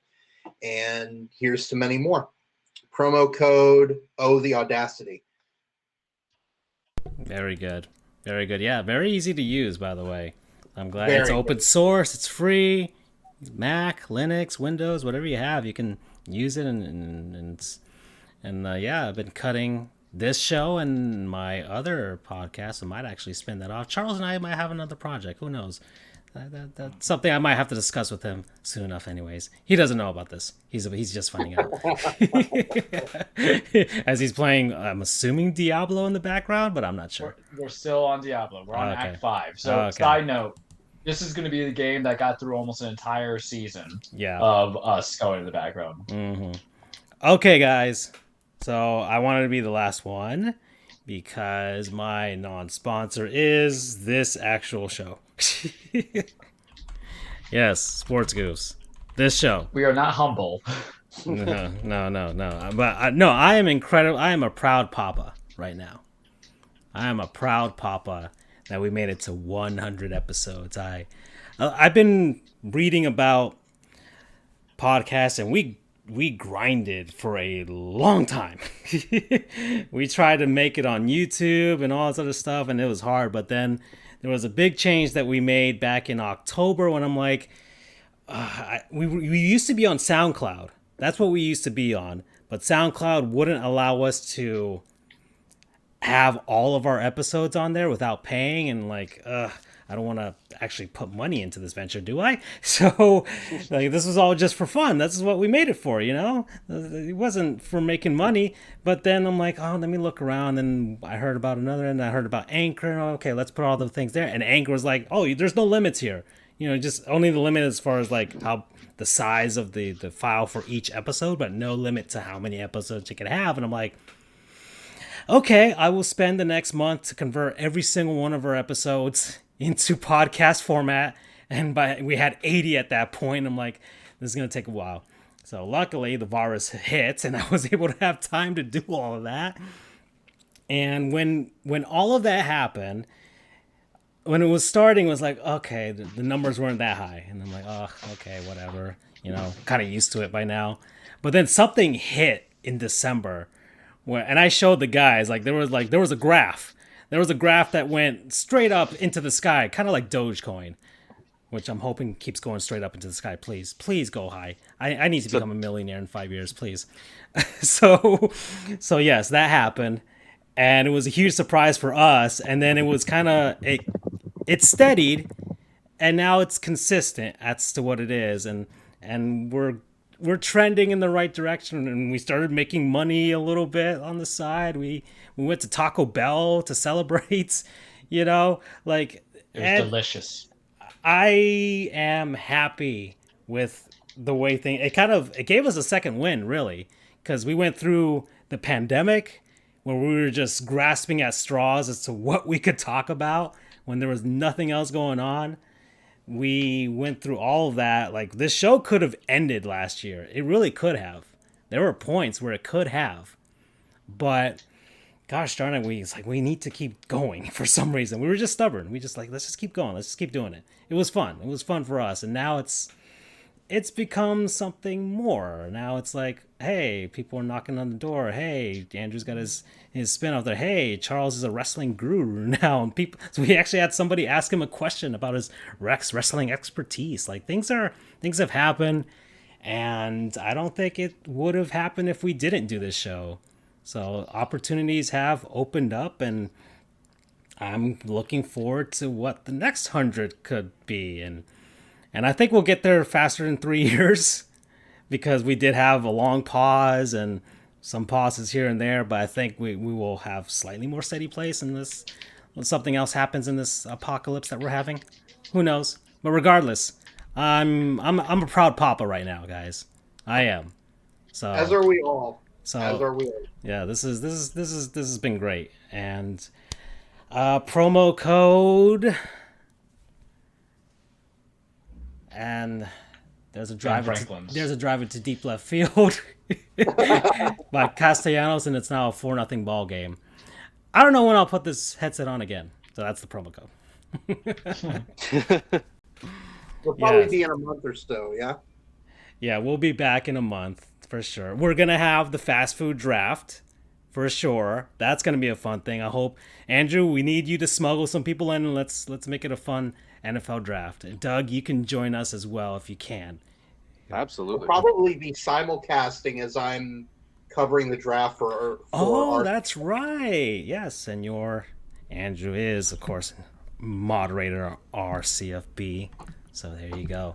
Okay. So that's, oh man. This is a long show, guys. This is a long show. If anybody needs to go, what, it's fine. That's okay. But we're not done by any means whatsoever. I do have some other stuff here. Guys, I guess something that happened over the weekend that was, I guess, kind of big in sports media was Bally Sports started. Yeah, okay. Bally in the Valley? Yes, Bally Sports, everybody. No more Fox Sports, at least regionally. I think the regular Fox Sports channel, FS1, is still alive, I think, right? Or am I wrong about that? FS1's still alive. Okay, I don't think anybody watches FS1 anyways, but still. No, it was just the regional Fox networks, which they sold. Fox ended up selling to Disney at first, and then Disney sold it to the Sinclair Group. Okay, all right, so that's what happened. So a bunch of what was formerly Fox Sports, most of them transferred over to become Bally Sports, including us down here in Florida with Bally Sports Florida and Bally Sports Sun now. Used to be Fox Sports Sun and Fox Sports Florida, and a long time ago it used to be Sports Channel Florida and the Sunshine Network, if anybody remembers that. I remember the Sunshine Network from the 90s. Yeah. That's a callback. That is some ancient stuff right there. Of course, I am the Marlins historian, so I have to remember stuff like that. But okay. What do you guys think? Reviews of Bally Sports so far after, like, what? It's been a week, right? It's been a week now since they made the change. So don't you all start at once? Come on now. I can't comment on it because I haven't watched anything on it. Like I said, I'm stuck to Sling when it comes to any kind of my basic stuff. Mm-hmm. So, I'm limited. I've seen the Twitter feeds from you, from Jeremy, but that's about it. Doug, I guess you just came onto, a cable package subscription just now, so you got all of this stuff back. So you hadn't, I guess you hadn't really seen much of Fox Sports lately, but now you see Bally Sports. What do you think of it? I had Fox Sports for exactly one day before we transitioned to the atrocity that is Bally Sports. And first off, let me just pay tribute here. I'm going to play some terrible audio. It may not come through okay, but just pay tribute to the Fox Sports team real quick.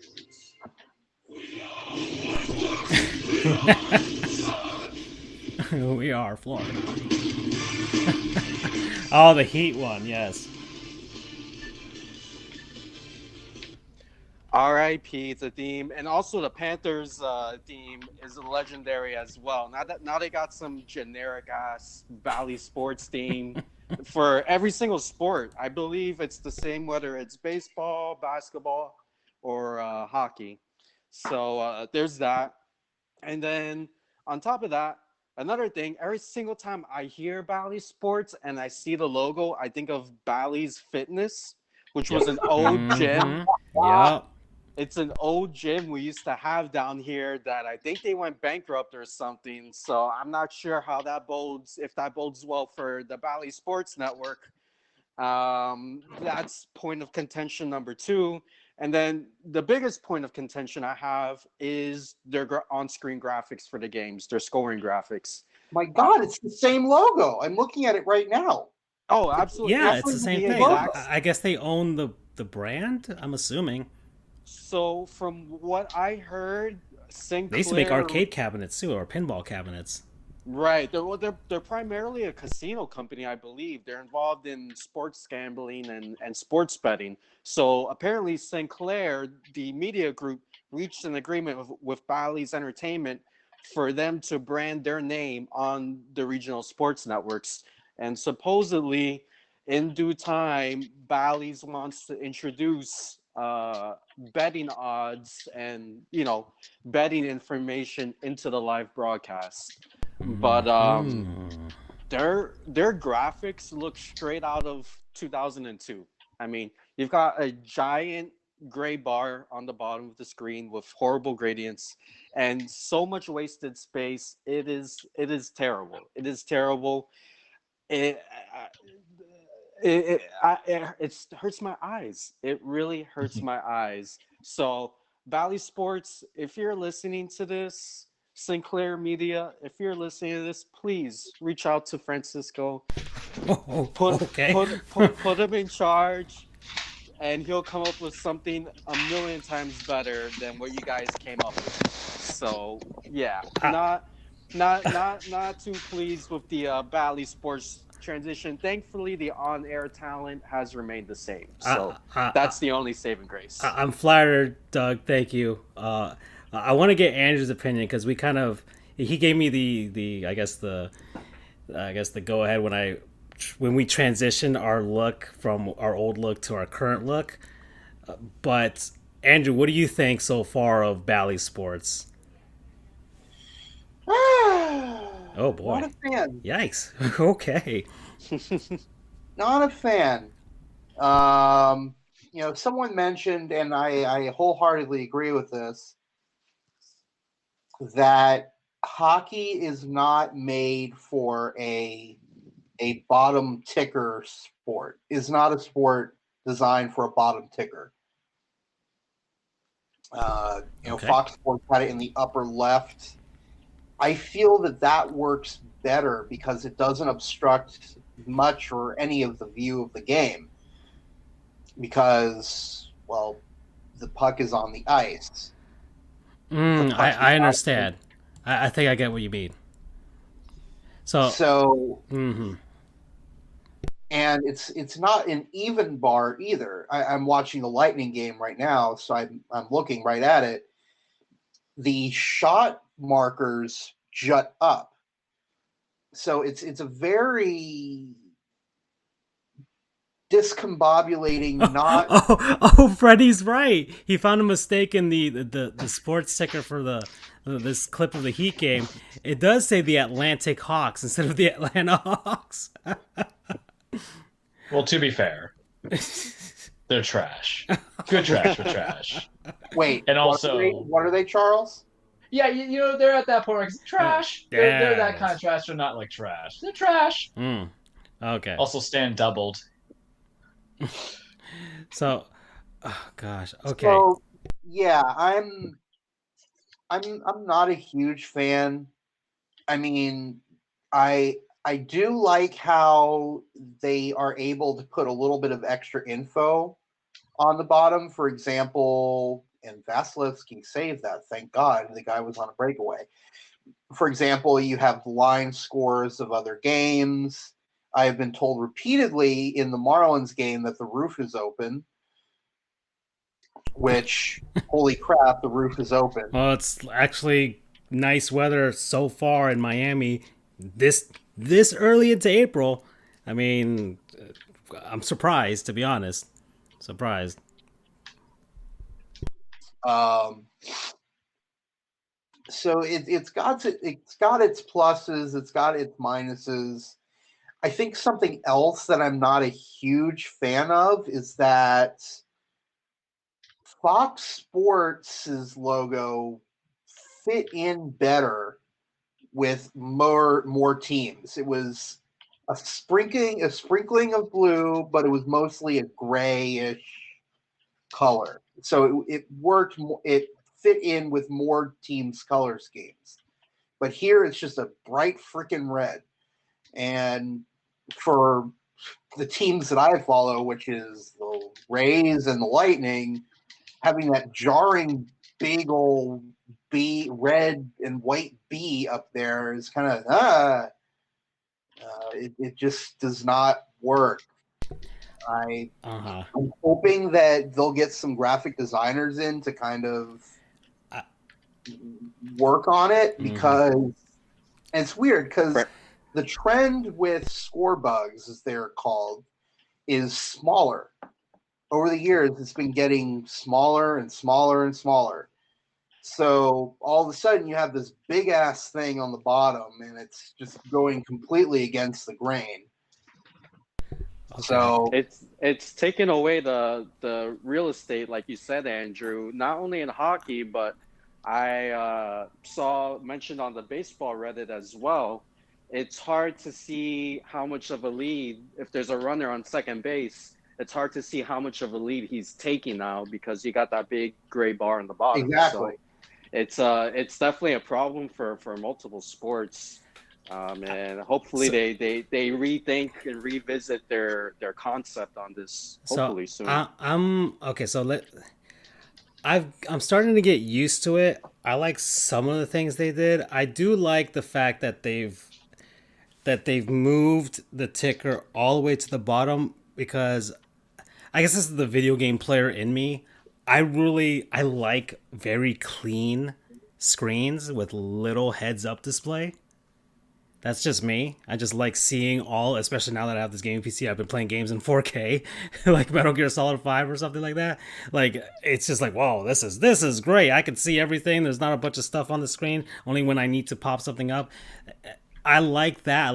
I like having all of the baseball there showing, but I think maybe they could do some changes. I don't know if that could be on the top. It used to be on the top way back when for Fox Sports. It used to be all the way on the top, and that's how they had it. So I don't know if they could just reverse it, do it that way. On the baseball broadcast, they do have the scores from the other games happening, the out-of-town scores, and they have the logos and things. I think that looks good and all right. But for some reason, they don't do that for the NHL or the NBA, and it kind of makes it look very boring with that gray and white. It just kind of, it's there, you know. I don't know if it's like it could be the font choice that they had that's not, it just doesn't pop or click for a lot of people. I don't mind where they have the scores and things and have the team colors. That's fine. And everything else, as we're saying of an example here with baseball, but maybe, and it could be a brand thing. Maybe Bally, the company, because of the licensing agreement that they have with Sinclair, is like they have to have their brand. So basically, no, it has to be a white B with a red background. It has to be that. It's nothing else, or vice versa with white and red. You have to have white and red, either that color or the other color. You can't have anything else, and that's a lot of brands have very strict rules about how you use their license. Like, here's an example: Pac-Man. Bandai Namco has Pac-Man, and they, for Super Smash Brothers, the alternate colors for Pac-Man, he himself could only be yellow. That the official yellow color of Pac-Man that they specifically told Nintendo, you cannot change this shade of yellow. He has to be yellow. Have him wear all kinds of different things, but he himself, his body has to be this exact shade of yellow. And that could be it. That could be what's going on. So they may not have much flexibility with regards to that red and white. Because if I had to make a change, I would, like Andrew said, like it kind of clashes with the teams that he follows, with the Lightning and the Rays. And even the Magic, too. The same thing. They're all blue in some way. Maybe if they could loosen it up and be like, maybe it could be in the team colors of whatever team you're watching, right? That would definitely be an improvement, I think. Yeah, just to match the team colors, kind of like when you see like the NBA sponsored things on their left side of the jerseys, And some companies have it in their colors and it looks awful depending on the team. And some companies are like, oh, just have it match the team colors, and it looks great for a lot of teams. Just having it integrated that way, it's like, okay, it's their logo but in the team colors of X team. So maybe that could be a change if they can kind of loosen it up a bit. And I kind of have an issue with all of the gray. It looks very not sleek. I think they were trying to make it look sleek, but it didn't work in the execution. Like, it just kind of looks boring rather than sleek. You know what I mean? Agreed. I don't know if there could be some visual flair that they can add to it. Maybe like a little shimmer. I get some. That's what I'm saying. Get some game designers in there because they know how to make a heads-up display, and see if that could work. Maybe something a little flashy, or maybe just have the score and have that B stuff whenever you do want to show it. It kind of just extends out, and then when it's done, it extends back in, and it's just the B right there at the end, and that's where it cuts off. And I think, Doug, you made the suggestion that the bottom could be where they want the odds for betting once gambling becomes more prevalent in sports, as more states start to approve that stuff. But whatever, it's the first year. I'm sure this is not going to be the final thing from Bally Sports. I'm pretty darn sure they will look at the feedback and maybe even change it or at least have the flexibility for some regions to be like, can it be in the team colors or something? So it can be a little more interesting, or at least match. But yeah, that's our aesthetics, and I haven't really been paying attention to the music. But some of their transitions I don't mind either. I think they have some pretty good transitions, but there is a sort of, I guess, genericness to their stuff that, it's a one size fits all type of thing going on. And that might be a thing people don't like. So we'll see. But yeah, all right. So there you go. Bally Sports, everybody. They're going to be with us for quite a while, for sure. All right. Where are we? We are at the 2-hour mark, guys. Let me look. I don't think I'll be doing all the small segments. I will roll these over into the next season. I think I talked about the things that I wanted to talk about for sure. You guys talked about F1. I guess a big thing, right? Major League Baseball stripped Atlanta of the All-Star Game. Mm-hmm. That's a big thing that went down. So, yeah, the infamous Georgia law that restricts voter access to the polls has been met with a lot of pushback from a lot of corporations. And not just people, advocacy groups for voter rights or anything like that, or civil rights, but also from corporations, including some big ones in the state of Georgia, like Coca-Cola, of all, which is like the biggest one there. And because of all this controversy, Major League Baseball, gosh darn it, Rob Manfred, you do some things right, then you do some things wrong. What are you trying to do to us, man? But the All-Star Game, supposed to be in Atlanta. I hate the Braves. I'm happy this happened. So, yes, they got pulled and it got moved over to Colorado. All right. And what do you guys think? I'm on board with this. I know that it could be a sports bar topic, Andrew. Possibly. Yeah, I was debating about it. I'm debating about making this a sports bar episode. So I know that a lot of politicians are basically saying, we don't want your politics, but donate to us. There are quite a few that are saying that. And I think that's a terrible idea. And I'm trying to put politics aside here. Screw it. Because it's the last one. Come on now. It is so I have seen a lot of unconstitutional laws, whether it's in law school or just having experienced it in real life. But it's been a while since I've seen one that is so blatantly unconstitutional and so blatantly intended to disenfranchise voters. I mean, all of it's bad enough. The voter ID thing, the reduction of amount of time that you're allowed to vote, things like that.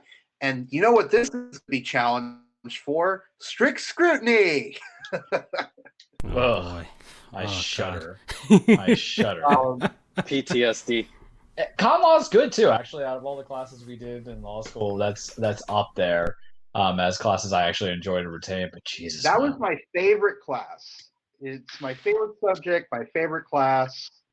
That was the only class that I really did well in. But anyway, it is so you're not allowed to give people food and water.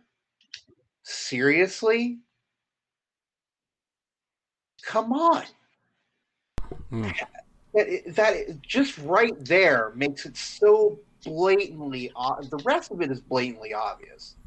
The rest of it is obvious. That little provision there, which is you can't give people food and water or you will get arrested, is so blatantly an attempt to franchise voters. So it's beyond blatant. So, I mean, you've got movie producers who are saying they will not shoot in Georgia, which is cool. But you have to show the politicians there are going to be repercussions for doing what they did. And this is a big repercussion here. I mean, it's not the end of the world, but it's been shown in the past that if a sports league is willing to remove an event from there, politicians will eventually see the light. And one case that I can think of was the transgender bathroom law in North Carolina, where it was the NCAA decided to remove a tournament round from there. There was what else? Yes, Mississippi. The NCAA said they were going to not allow any of their championship tournaments to be held in Mississippi unless they changed their flag. So it's putting your money where your mouth is. If you're truly about Black Lives Matter, if you're truly about social change, if you're truly about making a difference as a league, as players, this is a no-brainer decision.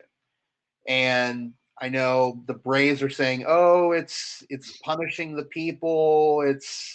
Hell yeah, it's punishing the people. You know, you got to make a point here. And if it's pissing the people off that they will not have the All-Star Game any longer or anything like that, maybe that'll push them to, hey, politicians, maybe this is not such a good idea. Can you change your mind here? Or it'll little by little, if you up the pressure on the politicians who did this, something may change. Because again, we try not to talk politics here. I get that. I'm the moral compass of the show, and I try to deviate. I stay away from politics as much as possible. But I think it's a given unless you are totally blind and ignorant, or if you are either you are just blind ignorant, or if you are willfully ignorant. This is totally a voter disenfranchisement law. Yeah, I'm not going to get into that. I will just go into, because of course Twitter is a fantastic place where you can have really intelligent conversations for sure. I don't mean that seriously, guys. But people who are making the argument that this is going to hurt businesses, and yes, it is supposed to. That's what all of this is supposed to be for. They are hurting them. This is the punishment. This is the punishment. And people who weren't involved with this are gonna get hurt, and that's also part of the thing. That's part of making the point. But one of the things is, people are saying, well, this is argument. It'll hurt minorities because Atlanta is mostly African American black city. And it is. I've been to Atlanta plenty of times. I like Atlanta. It's a pretty cool town. But I was thinking about this. I'm like, yeah, okay. But the Braves don't play in Atlanta anymore. They play in Cobb County. They don't play in Atlanta. They left Atlanta. The Atlanta Braves are the example of the white flight franchise. You know, they are in a suburb that was created just for them.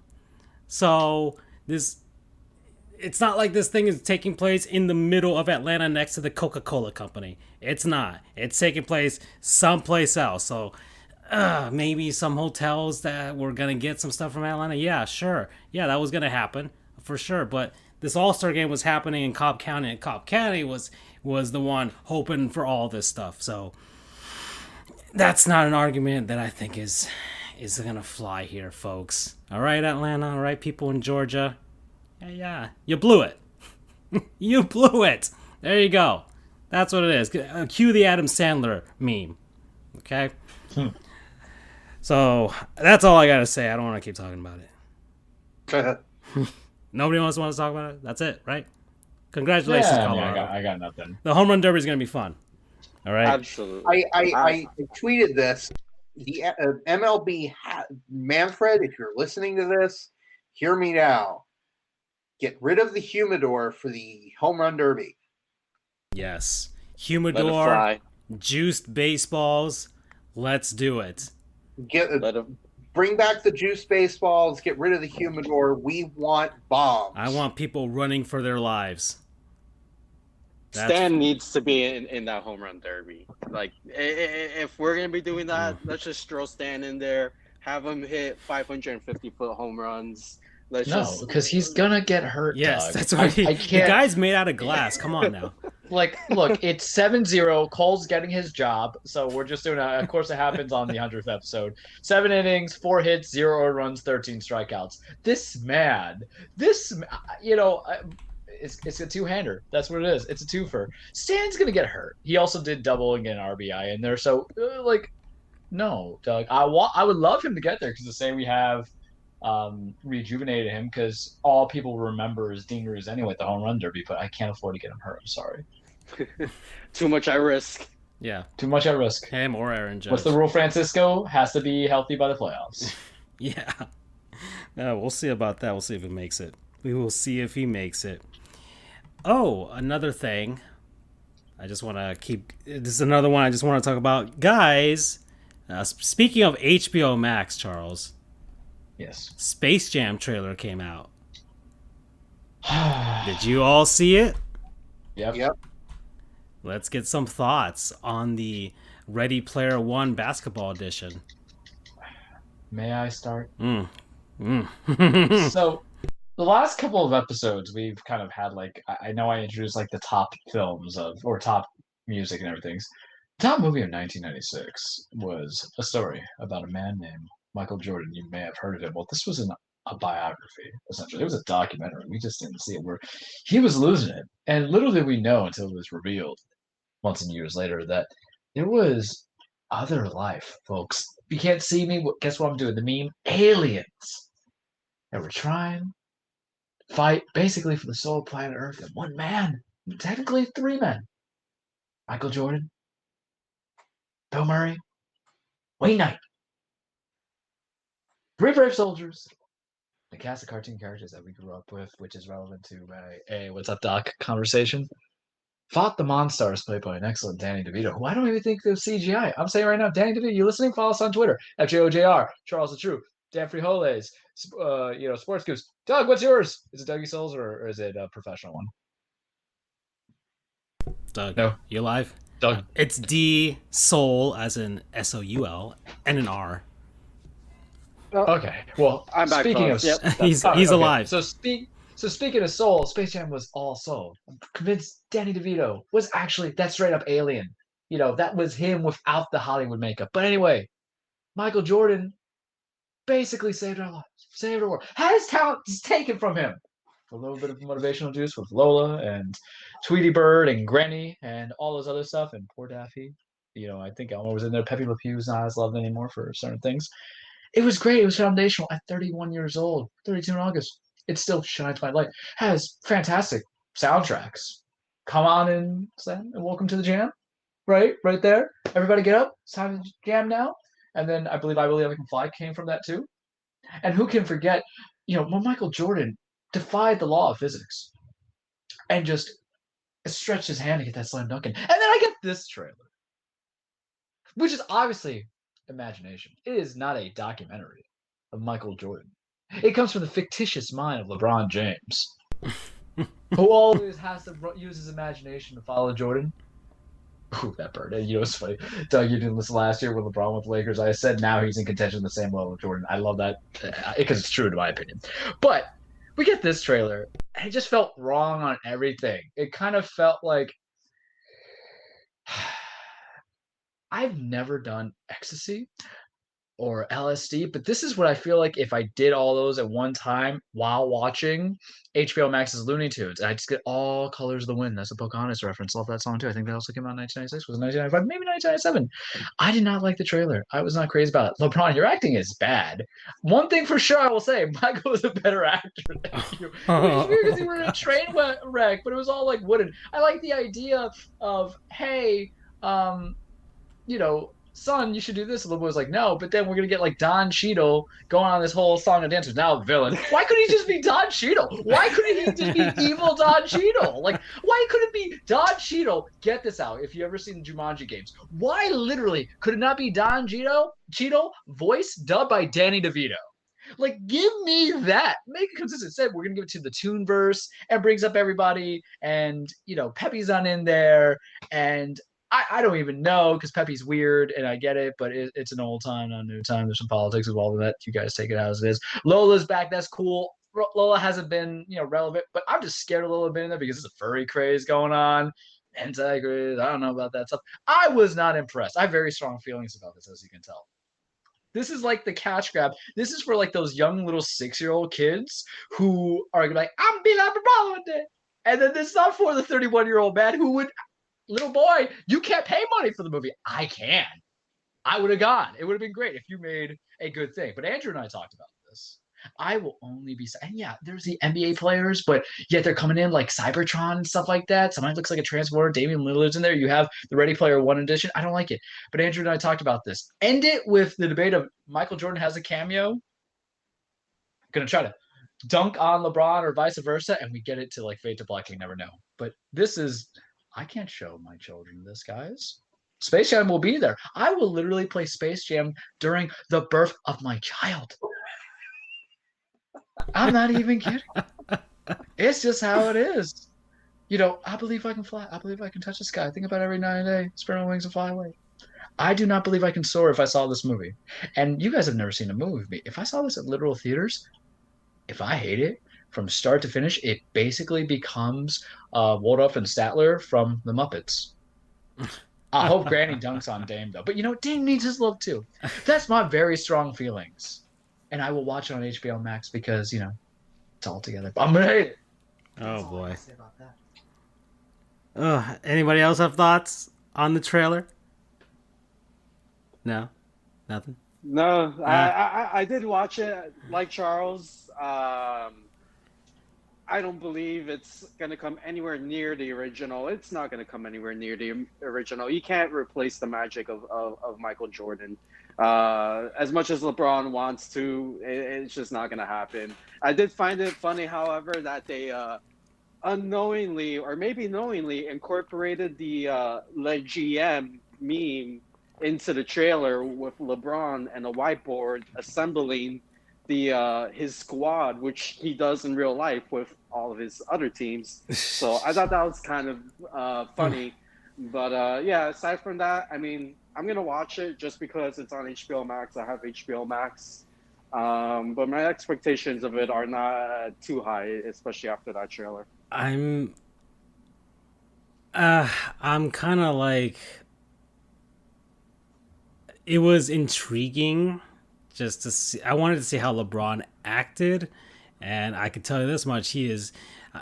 I will see how his real life human acting goes, but he is definitely not a voice actor from the little bit that we saw of him as a cartoon character. So absolutely not. Yeah, definitely not a voice actor. I think voice acting is probably one of the harder things to do, because you got to really make it seem like you're there. And I don't understand I think they added a bunch of reference and a bunch of other characters from a bunch of other different franchises to be part of the audience there, but not to actually. And we'll see. I don't know if it's gonna make an effect on the storyline, but you can clearly see that LeBron's not gonna get King Kong on his basketball team. He's just gonna have King Kong. It just seems like, okay, they just wanted to make a bunch of references and make their, I don't know, knockoff Ready Player One, I guess, scenes or something with the crowd and everything. And he's in the internet or whatever. Or was it cyberspace? So that's the whole Isn't space that part of basically Space Wreck-It Jam. Ralph? Wreck-It Ralph goes to the internet. I never saw the movies, but I know there's a point where he just interacts with everything. It's basically Ralph breaks the internet. I've seen that, so it's kind of the same kind of thing. It's instead of Space Jam as in outer space with aliens and stuff, it's cyberspace, which is different. Not as cool. It seems we've seen it before. We've seen it in Wreck-It Ralph. We've seen it in Tron. We've seen it in, was it the Emoji Movie? If anybody saw that train wreck. Yeah, we've seen this. This seems to be the trend. So this is all like the things that have already been done before. And maybe the saving grace will be the actual Looney Tunes themselves. And see how they get a Charles Barkley cameo though, for all the trash talk he makes. I feel you need some classic players. They need like an NBA on TNT segment there. They need to have one of those. Give me something. Yes. Paul Pierce ain't doing anything. have him an Instagram live, Paul Pierce, like a bunch of I don't know what licensed characters would be stripping next to him. I'm not sure. Oh boy. Oh man. So yeah, that's a Space Jam trailer. That's what I have here. And you know what? I'm not going to do the rest of these small segments, guys. We are running super long, and I know Charles has his cage ready to go. I actually need to head out. I'm starting to get hungry. But okay. Guys, it was a pleasure doing this. It's been an awesome ride so far. 100 episodes, and here's to 100 more. Doug, thank you for coming back. It was a blast having you again. It was just like old times again. And hopefully you can make time again to join us on our little show, because we miss you, man. We miss you. No, absolutely. I miss you guys too. And like you said, it feels like old times. So, whenever you guys will have me on, I'd love to join. Whenever you need an extra guest, count me in. Let's get you for that fast food draft. I'm excited for this, guys. When Charles was pitching it, I'm like, let's do this, because that was the only thing that kept us sane in that second half of the NFL draft. Yeah. Just talk about cereal, and I'm already thinking about, man, the draft board. Okay, like if I had to choose a fast food item from any of the fast food restaurants out there, what would be our number one draft pick? And what if somebody else picked them? Oh man, what's my next choice? So there's a lot of planning. Andrew, see for that fast food attorney, see if you can get Chad Johnson on the show as a guest, because he has his whole bit on his podcast where it's Ocho versus Science, and he just preaches McDonald's every single day. So it'll be interesting. I think we already know what will be his number one seed, but that would be pretty interesting to see right there. Okay. Well, Andrew, I'm glad you've been the one that's been here the most with me throughout all of this. So I'm glad you've stuck with this. You've stuck with this, and now you've got your baby in the sports bar, the spin-off right there. All right, man. Is he gone? Did he not hear my wonderful thing? That was so touching. Well, this is the shameless plug. For anybody who missed Francisco's loving adoration of Andrew and thankfulness of Doug and Andrew's all stuff like that, listen to our podcast that will be edited completely. He did the Irish goodbye on here. Come on. He pulled a Batman on him. Oh my! Yeah, he's just gone. I'm like, what? Oh gosh, man, this is how Commissioner Gordon feels like. Oh man, hunger when it gets you. That's why you got to eat before you have the long shows, boys. Yeah. That's why I was like prepped for this. I'm like, yeah, I better stuff now before this happens. Oh, okay. Well, he'll listen back to it with the podcast. We're found everywhere, guys. Don't worry about that. So, well, Charles, I think we've been long enough. We are at the 2.5 hour mark, and I feel like this is gonna get us to 3. So. It might. So let's just take it as it is. Let me get the graphic. Let me get that graphic going. Hold on a second. Yeah, there. So I'll give a backstory to the backstory for Doug's purposes, and for anybody out there listening to the anniversary stuff. 100 episodes, not 100 times we've gone to the cage, because you cannot overuse a gimmick in a match. Why? Because it gets stale. For every excellent TLC match that you have, then you create the TLC pay-per-view. Same concept with Money in the Bank, and same times with the Elimination Chamber. Every time you do the same thing, give its own pay-per-view, it loses its steam. But damn it, boys, you know what it's about. Welcome, everybody, your weekly Trueplex, The Cage with Charles. What do we know? Wrestling is not fake. It is scripted. It is a stage fight. It is a song, it is dance, it is poetry and emotion, despite the fact that Billy Graham would fight me in the face and punch me and probably bite my ear to disagree on that. It's about men and women chasing championships, establishing their legacy. It's about men and women wanting to beat the holy hell out of each other. And it's about men and women just trying to do what they can to stay relevant in the very small-minded worlds of wrestling. And I told you guys, this is big. This is big right here. This is super big. And I got 4 pay-per-views. 2 days worth of each pay-per-view, essentially, for NXT Stand Deliver and WrestleMania 35 to go with, ladies and gentlemen. That's a lot of wrestling. It's not even WrestleMania 35. It is WrestleMania 37. You know, I'm just predicting what my age is going to be by the time I'm done with this. But before I go into the dirty details of it, you're going to get a little special bonus. You're going to get a little special bonus about wrestling. Got to give you a quick update about what happened in New Japan Professional Wrestling, because I would be remiss and not take this opportunity that there was a pay-per-view match on Sakura Genesis where a couple titles were defended. Desperado and Kamarani versus Roppongi 3K, Yo and Sho, Junior Tag Team Championships online. Roppongi 3K, they've been champions in the past. They're champions now. Get that out of the way. So we introduced the Bellflower Cat title belt that was held by Kota Ibushi. We all had our points on it. It is the Decepticon logo. Lets everybody know that Kota is not a god. He's a transformer. Well, he defended it against Will Ospreay, because now it is the IWGP World Heavyweight Championship. Boy, you would think that if you want to make a unified title, you would give it all the credibility in the world and have that title be defended multiple times by a successful champion before it is lost. Well, boy, you are wrong.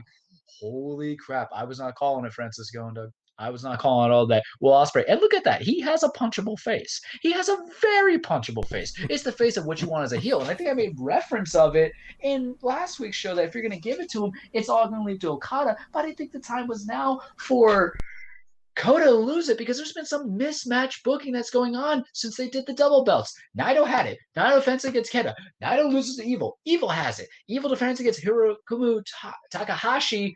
Loses it to Naito back. Naito gets it. Naito defends it. Naito loses to Kota. Now we have this. Kota only defended the title, I believe, maybe twice. Once against El Desperado. And then now this Sonata. No, he defended against Sonata, I believe, because he was going for the double titles. That was it. So he gets, 2 successful titles. Kota won the championship in January. It has only been 3 months. For all the claims and the criticisms that you have about this title, wouldn't you want to keep it on the guy at least a little bit longer? Maybe till May, because it's not like WWE, who has those main pay-per-views throughout the years, 12 basically, or AEW has about 6. And I get putting on Ospreay because he now has the Empire, him, Jeff Cobb, Great O'Khan, and the new guy they have, Aaron Henry, or however they say his name. That'll build something. Maybe you get a good stable. But it doesn't work, I feel, because I got Ospreay. But here's the other problem with bad booking. Now, to educate a Goof, booking is how you set the stage and you plan the attack and do the storyline. Bad booking is Kazuchika Okada comes out. Hey, man, what's up? I want this title shot. Because Will's like, we have unfinished business. We met at Wrestle Kingdom. You beat me. Side note, they used to be stable mates. They used to be partners in the same faction. So it kind of matters because they had a good match at Wrestle Kingdom. Okada won because Okada is really the true god, not Kota. But now you're like, oh, hey, I'm going to challenge you. And then Shingo Takagi, who has been, Francisco? My guy that I've been pushing since like late 2020 on to now, the Last of the Dragon here. Basically, big villain final boss vibes. Comes out and says, hey, I beat Okada in the first round of the New Japan Cup. I should get a title shot. But I don't like this idea that we're going to have a title contender and then whoever wins goes against Okada because you know it's going to be Will. You can't have Will just drop into Shingo. Transitional champions doesn't work in New Japan like that. So I don't know what is going on. It's like they're doing WWE stuff. Now bring it to WWE. We're not going to talk about AEW. Guys, it's WrestleMania week. Holy crap. I have to watch pay-per-views tomorrow. I have to watch pay-per-views Thursday. I gotta watch pay-per-views Saturday. I gotta watch pay-per-views Sunday. I think what I'm going to do is I'm going to put WrestleMania all in one day. I think I'm gonna bite the bullet. I think I'm gonna enjoy my Saturday, play Far Cry, or do whatever. And I think I'm gonna start my WrestleMania viewing at 3 in the afternoon. Or 1 in the afternoon, because now it's on Peacock. So if you don't have the network now, you didn't go on that sweet deal that I told you about. 4 months for $250 a month for $10, you're a fool. That's on you. That's on you. I can't save you anymore. But it's gonna be on Peacock. Tomorrow is NXT Stand and Deliver. Let's talk about this card because they're doing this for 2 nights. They don't need to, but the thing is, NXT Night 1 on Wednesday is going to be both on USA and on Peacock, so they're doing this for the ratings. So the matches are probably going to be lesser rated, to be honest with you. Because why? You're going to have ad breaks. But I'm going to give you the rundown. I'm going to give you predictions. I'm trying my best. So the first night, it's going to be a gauntlet match. Whoever wins that gauntlet match comes in first, second, third, last man standing, basically. Goes against Johnny Gargano for his North American Championship. It's Leon Ruff entering, then Isaiah Scott, then Bronson Reed, then Cameron Grimes, then Dexter Lumis, and then LA Knight. Is that not the dumbest wrestling name? LA Knight. You could have just kept it Eli Drake, but Triple H wants to change some stuff. Okay. Men, you have a couple feuds mixed in there. Leon Ruff and Swerve Scott been going at it. Bronson Reed and LA Knight's been going at it. Cameron Grimes and Dexter Lumis had a strap match a couple takeovers ago. Charles, who do you think? Well, the right guy is probably going to be Dexter Lumis because him and Johnny were already kind of feuding. He stole Austin Theory, basically kidnapped him, which is one of Johnny's goons. But this is the problem is like, I know you had to sell something, but if you give the logical winner, it doesn't necessarily mean I'm going to have a great pay-per-view match because that's all I want. I really want a Roddy Strong to be there. I want to see Roddy versus Johnny for North American Championship. Roddy could have lost, but at least give me a good match because she does not even talk about that, boys. But prediction-wise, it's probably going to be Lumis. I think it should really be Bronson Reed because Bronson's already kind of tethering in there. And Bronson Reed's also like 300 pounds, so it gives a different kind of body type and build. Not that Dexter Lumis doesn't deserve it, but his character is basically a serial good guy, like psycho killer good guy. It's very weird. He's basically like Dexter, with a little bit of Dr. Lumis from Halloween. See what WWE did there? They're so original. But that's going to be the night 2 match. I can't even get that prediction, but I would say Dexter wins, and he'll probably beat Johnny. Then we go to the NXT Tag Team Championships. What had happened because WWE or Triple H made a makeshift tag match between Finn Balor and Karrion Kross to go against the former champions, Orny Logan and then Danny Burch. Danny hurt his shoulder. It got separated. So they vacated the championship, which made no sense because Pete Dunne was already in there, so you could have free bird, whatever. Triple Threat, NXT Championship, MSK, Grizzled Young Veterans, Legado del Fantasma. What you need to know about this, MSK and Grizzled Young Veterans had gone against each other at the Dusty Cup Classic. Remember what was the stipulation, Francisco? Whoever won that got the title shot. Did it go to MSK? Yes. Did they get that title shot? Obviously not. They didn't get immediately. They did a kayfabe injury. Now it's hurt. Who do I want to win? Legado del Fantasma. Why? Because they got the pure lucha libre drip, man. I rolled my R perfectly. Of course, the only time I can do it, the only time my inner Hispanicness comes out, where my ancestors are like, "Hey, man, we got you. You're Carlos now. You're not Charles." Is when I'm talking about that lucha libre. I've been watching some AAA stuff. It's weird. The lucha libre down in Mexico, but give it to them. Let them win it because you also have the cruiserweight champion doing what he can with Santos Escobar. We'll talk about that in a second. Then we're going to NXT United King Championship. Walter versus Tommaso. I mean, if this was an OnlyFans, there might be a member popped out right now. I'm excited for this match. You have Walter, who's this big Austrian brute of a man. He, unfortunately, just kind of looks like a big beefy boy on the main roster. But he can wrestle. He is good. And there is sound in my background. There we go. Let me just shut off ESPN. And he is just such a technically good wrestler. He had an excellent match with Pete Dunne. He's had an excellent match with, who's the part of Mustache Man? Big Strong Boy. What's his name? Because he hasn't done anything. It's going to bother me. He was the first UK champion. Regardless, we'll talk about that in a moment. Tyler Bate. But so Tommaso Ciampa, Mr. NXT, essentially besides Johnny Gargano, I think it's just going to be a good beat-them-up match. There's also the whole concept of Timothy Thatcher when he comes back, because I think he might have had the virus. They haven't testified to it or spoken about it. They kept it very silent. But he used to roll with Imperium back in the day when they were in the Indies. So I'm very interested in what happens. Obviously, Walter retains it. He's had that title forever. The title really doesn't mean anything to me anymore because there's no real challengers in the NXT UK. But I just want a good match. If Ciampa wins, I'd be super surprised. Main event from that first night. Io Shirai, Raquel Gonzalez. It's time. Io is going to lose. It's going to be Raquel. Raquel pinned her at the War Games. Raquel's been on streak. They were the first crown NXT Women's Tag Team Champions. Lost it 45 minutes later because of stupid booking. But Io has to lose because if it's not Raquel, who is it? Could you have a weird ending or could you have a clean ending and have it revisit? Yes, you're always allowed that in wrestling. I don't understand why some people has to say that the feud cannot continue if you have the babyface win clean. You can have the babyface actually do heel tactics and win. You can have the babyface just win and then the heel loses their crap and then you get into further stipulated matches. But it's time. It's time. She's had the title since June in the In Your House when she thankfully took that title away from Charlotte. We're going to see what happens there. Night 2 predictions. This is going to be on Peacock. This is going to be on Thursday. I told you guys it's a lot. I'm trying my best, but I have a sweet little gift for you guys at the very end of this whole rundown for you to lead us to the 3-hour mark. Night 2, ladder match. Santos Escobar, Jordan Devlin. The story behind this, Cruiserweight Championships. Jordan Devlin was the rightful NXT Cruiserweight Champion. What happened? The virus. What was the problem? He's overseas. What happened? Shut that down, right? Couldn't come over. Couldn't even do production over there. What did NXT in America do? They created an interim title. What happened? Santos Escobar happened because he was El Hijo de Fantasma. That's right. The Spanish came out again. It's special today. And then he revealed himself to be Santos Escobar. And then that's what you got, that lucha libre drip with him and Legado del Fantasma of Joaquin Wilde and Raul, I forgot his last name, but they're going to do a ladder match. What is this? An homage to one of those great WrestleMania matches, hint of what I'm going to talk about later, where it was a ladder match of Razor Ramon versus Shawn Michaels, unifying the Intercontinental Champion. Yeah, that's another hint for anybody who's seen my little weird stuff that I'll send out on YouTube. I know I sent it to you, Francisco. Who do I think will win? If you give it to Jordan Devlin, who literally looks like he has a hard time reading out loud compared to this man who oozes something big in a cruiserweight. Because what's a cruiserweight? 205 and under.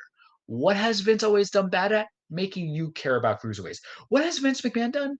Nothing to that. What has Triple H done for that? Made me care. Because what was Santos Escobar doing before he was defending his title? He was fighting Karrion Kross, that big mofo who scares the holy crap out of me. And I loved it. So I'll be very sad, Triple H, if Jordan Devlin wins. Jordan Devlin doesn't need that. He can go win the UK championship. I don't care about that. Women's Tag Team Championship, Shotzi Blackheart, Ember Moon versus The Way, consisting of Indy Hartwell and Johnny Gargano's wife. The name's leaving me now because I'm like so excited and my soul's at Candice LeRae. I don't care. The match should be fine, but they've wrestled before, and this is the problem. When you get a lot of rinse and repeat, you get rinse and repeat, right? The grease don't stay on the knuckles if you properly wash it with Dawn, kids. That's the situation there. I expect it to just be a filler match, but it's on night 2, no pay-per-views. Okay. I actually like that. I'm gonna steal that for any reference in life. Oh my god! I've never heard that before. That's because no one said but me, so you're welcome. Dawn is good. It helps clean duckies. Buy stuff. Don't pollute the rivers. Don't pollute the oceans. Ducks are cool, man. They're cute. And then the next night, Johnny Gargano, Dexter Loomis, assuming that's who I am, but it could be really anybody. Match of the night. So this is where it's going to be like, I'm just going to sit there, I'm going to get like some Merlot, enjoy it, maybe some cognac because it's going to be fancy for a fancy guy like me. Adam Cole versus Kyle O'Reilly. We're getting an unsanctioned match. Unsanctioned match. What does that mean? Anything goes, buddy. If you could see me right now, like there's some rubbing on the nipple going on here because this match has been in play. I remember when I was like, oh my God, Francisco, Valentine's Day, there was the betrayal. This is going to be the culmination of it. Totally expect Kyle O'Reilly to win. Totally expect this to be Adam Cole's last go around on NXT till he's called on the main roster. So Kyle and Roddy and Bobby Fish, if he ever comes back from being injured, can make their way to doing their NXT singles and then eventually getting called up too. The storyline has been good. Adam Cole's been selling as a real bastard. Kyle O'Reilly's been selling as a great underdog. He kind of looks like he's a Clash fan from the 1980s, but I'm not going to hate on it because Kyle's always been that gifted. I thought he was the most gifted one on Undisputed, but Adam had the vocal skills, the ability to talk the mic because he's great at that too. Adam is technically sound. Kyle is just a little bit better. I love both of them. Adam Cole, please reach out to me. We love you. Kyle O'Reilly, please reach out to me. We love you. That match is going to be good. And then the main event of that match. Oh, I need some water. NXT Championship, Finn Balor, Karrion Kross. We know where this is going. What's the background stories that you guys need to know about this? NXT Championship, Finn Balor, prodigal son, was in NXT 4 years ago, went on the main roster, got called back down, turned heel, had a great match with Johnny Gargano, Matt Riddle, all these fun things. Damian Priest had a great match. What happens? Karrion Kross beat Keith Lee, kind of a big thing. Wins the NXT Championship, separated shoulder, out 4 weeks, couldn't defend the title vacated. Who wins it? Finn Balor. We did the live stream, fatal 4-way Iron Man match. We got blue balled. We had to watch it the next week. I remember. What's the funny thing to me? 2 things. Both these guys had to vacate titles because of their shoulder injuries. When Finn Balor won the Universal Championship, he was the first, the inaugural, I use a fancy word, inaugural Universal Champion. Had to vacate it in less than 24 hours. Karrion Kross beats Keith Lee. No one had really beat Keith Lee in a while. He was a double champ, basically. Had to vacate the title. Now, Karrion's coming back for what he wants. And here's the thing. There's a small part of me. There's a big height differential. It's like 5'11 to like 6'5. Big weight differential. There's part of me that thinks Finn could probably pull it off, but we all know it's got to be Karrion. Finn's got to go back to the main roster. He's got to do great things. He's got to go feud with Drew McIntyre or Bobby Lashley on Raw for the main title or feud with Roman Reigns for that Universal Championship. And I'm not going to take anything less than that. We're not putting him in mid-card anymore, Vince. We're done with this. There's no more demon. It's just straight up the prince who's going to kick your butt. Karrion Kross, everybody likes a technically sound wrestler. Some people don't like Karrion because they say he's vanilla. I don't think he's vanilla.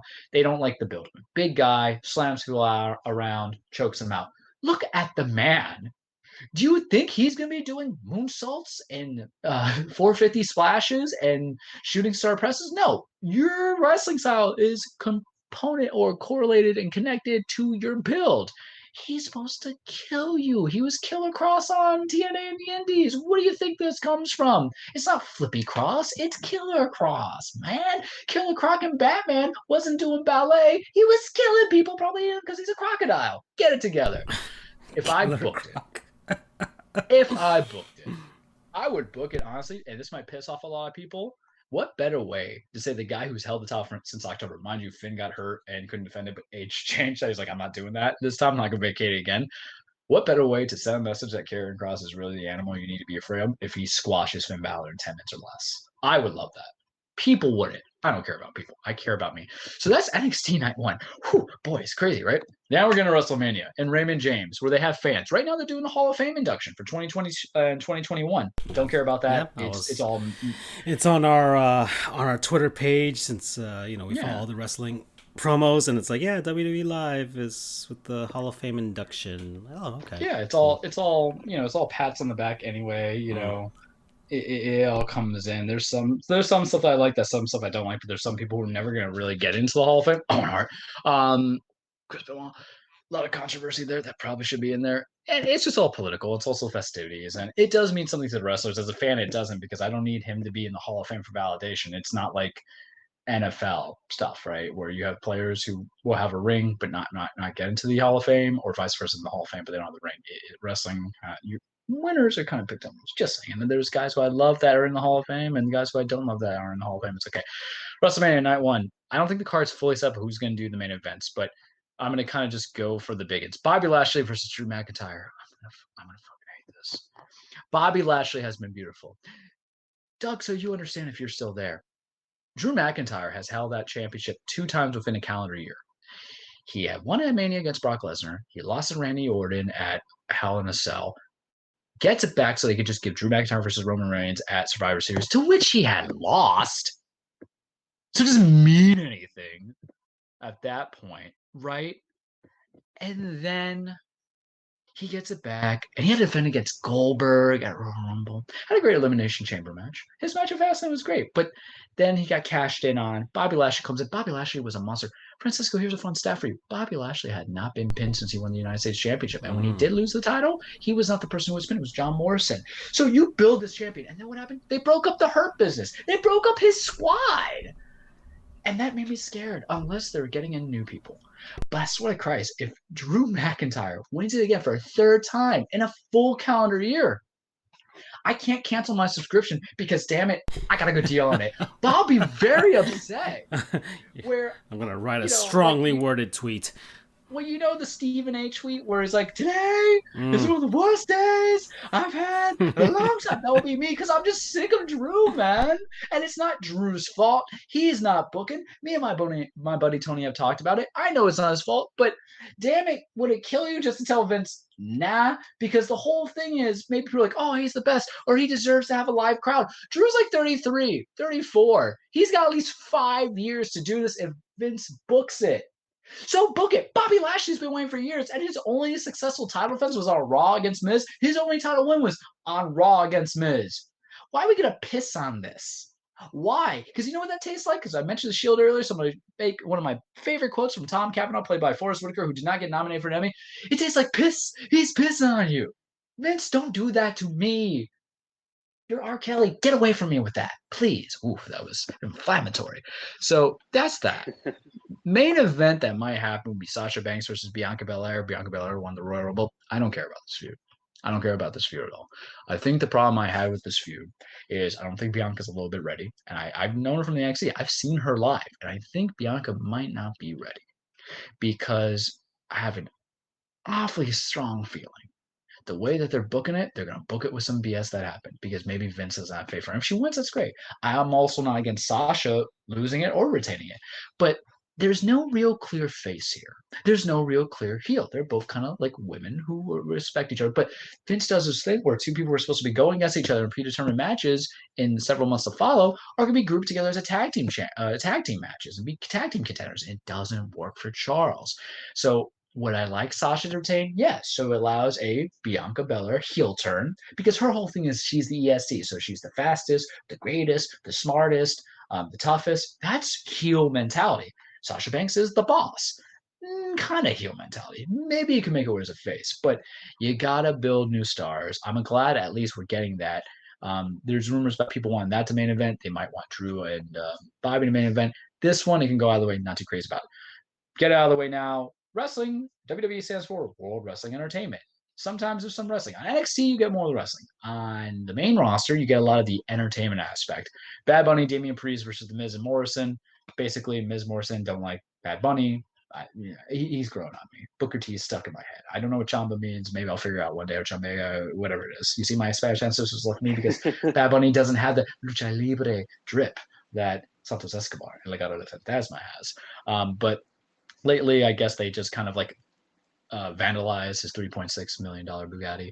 I don't care about that match. Good for Damian Priest. I love you. You're great. Cesaro versus Seth Rollins. Night 1. Oh, that's going to be good.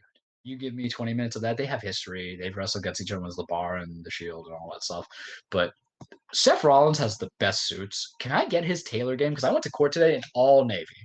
Looking like, beautiful. Loved it. Luscious blue, right? Royal blue, navy blue. Seth comes in last Friday. Bring this man's suit, if you can, Francisco, up. If this thing that looks like Easter egg pebbles, and only he and he alone was able to pull this off. I don't think Cesaro wins. I'm making that bold prediction because the whole thing about Cesaro is he'll never have his moment. He's not number one guy. He's not whatever. And the fans love him. I like Cesaro. He's a talent. We know it. But I know Vince, man. Vince always has to kind of break your heart. Not everything could be feel good. Last year was feel, or 2 years ago, Kofi Mania was feel good. I don't think this stuff's going to be feel good. But would I like Cesaro to win? Yes. But if it leads to him going against Roman at a throwaway Universal title match out there, look at that suit. My God. It's like Purple Haze by Jimi Hendrix was just drawn. Well, then. That's a new kind of drip. Mm-hmm. That's drip Rollins. Indeed. Right, I aspire to it. Even the shoe game's good. I can't contest into it. I can't even wear a maroon shirt. This guy ends up doing that. It's fantastic. I think Seth wins, and I think it messes with everybody. You want the feel-good story, but what matters about being a good heel? Having the heat. And what better way to get heat is to just destroy the fans' dreams. They'll be there for live, and then they're going to boo Seth to hell when Cesaro loses. I think it's good booking. Cesaro wants to win, but the better guy's got to win. Raw Tag Team Championship. New Day versus AJ Styles versus Amos. Doesn't go either way. I like the fact that the New Day's on there, and at least AJ has it. Amos is this big old man who's like 7 foot, hasn't wrestled yet. It's very much like Shawn Michaels and Diesel. Keep this short. I'm actually going to call AJ winning. And it'll be kind of like a farce, AJ and Amos, because New Day is just kind of there to transition. Shane McMahon versus Braun Strowman. I hate this match. I hate everything about it. I hate the fact that I have to have a McMahon in my Mania. I'm never a big fan of having McMahon in my Mania. Really, this is all we can get for Strowman. They have history that could have gone on, and the whole thing has been about, he basically, you're stupid, Braun, and you should know that you're stupid. Haha, and I hate stupid people. That's literally kind of like what it comes to. The only thing that came out of it is like they're putting a choo-choo on Strowman's like whole thing, like choo-choo, because he's the Strowman Express. Oh, he'd are getting destroyed. But I'm not crazy about it, man. So I don't really care. Braun's gonna win because anything that happened there. Yeah. Anything but that would kill his credibility as a wrestler. To lose to Shane McMahon is a sin. Now we go to night 2. This is because night 1's also not that big of a card, so that's why I'm like, screw it. I'll just watch it during Sunday and I'll just do work. Night 2, we're gonna save the best for last. But Asuka versus Rhea Ripley. There's no real story. Rhea just got called up. She was in the Rumble. She was number 2, the second last person eliminated, or she was technically the last person eliminated. She was not the last person to win.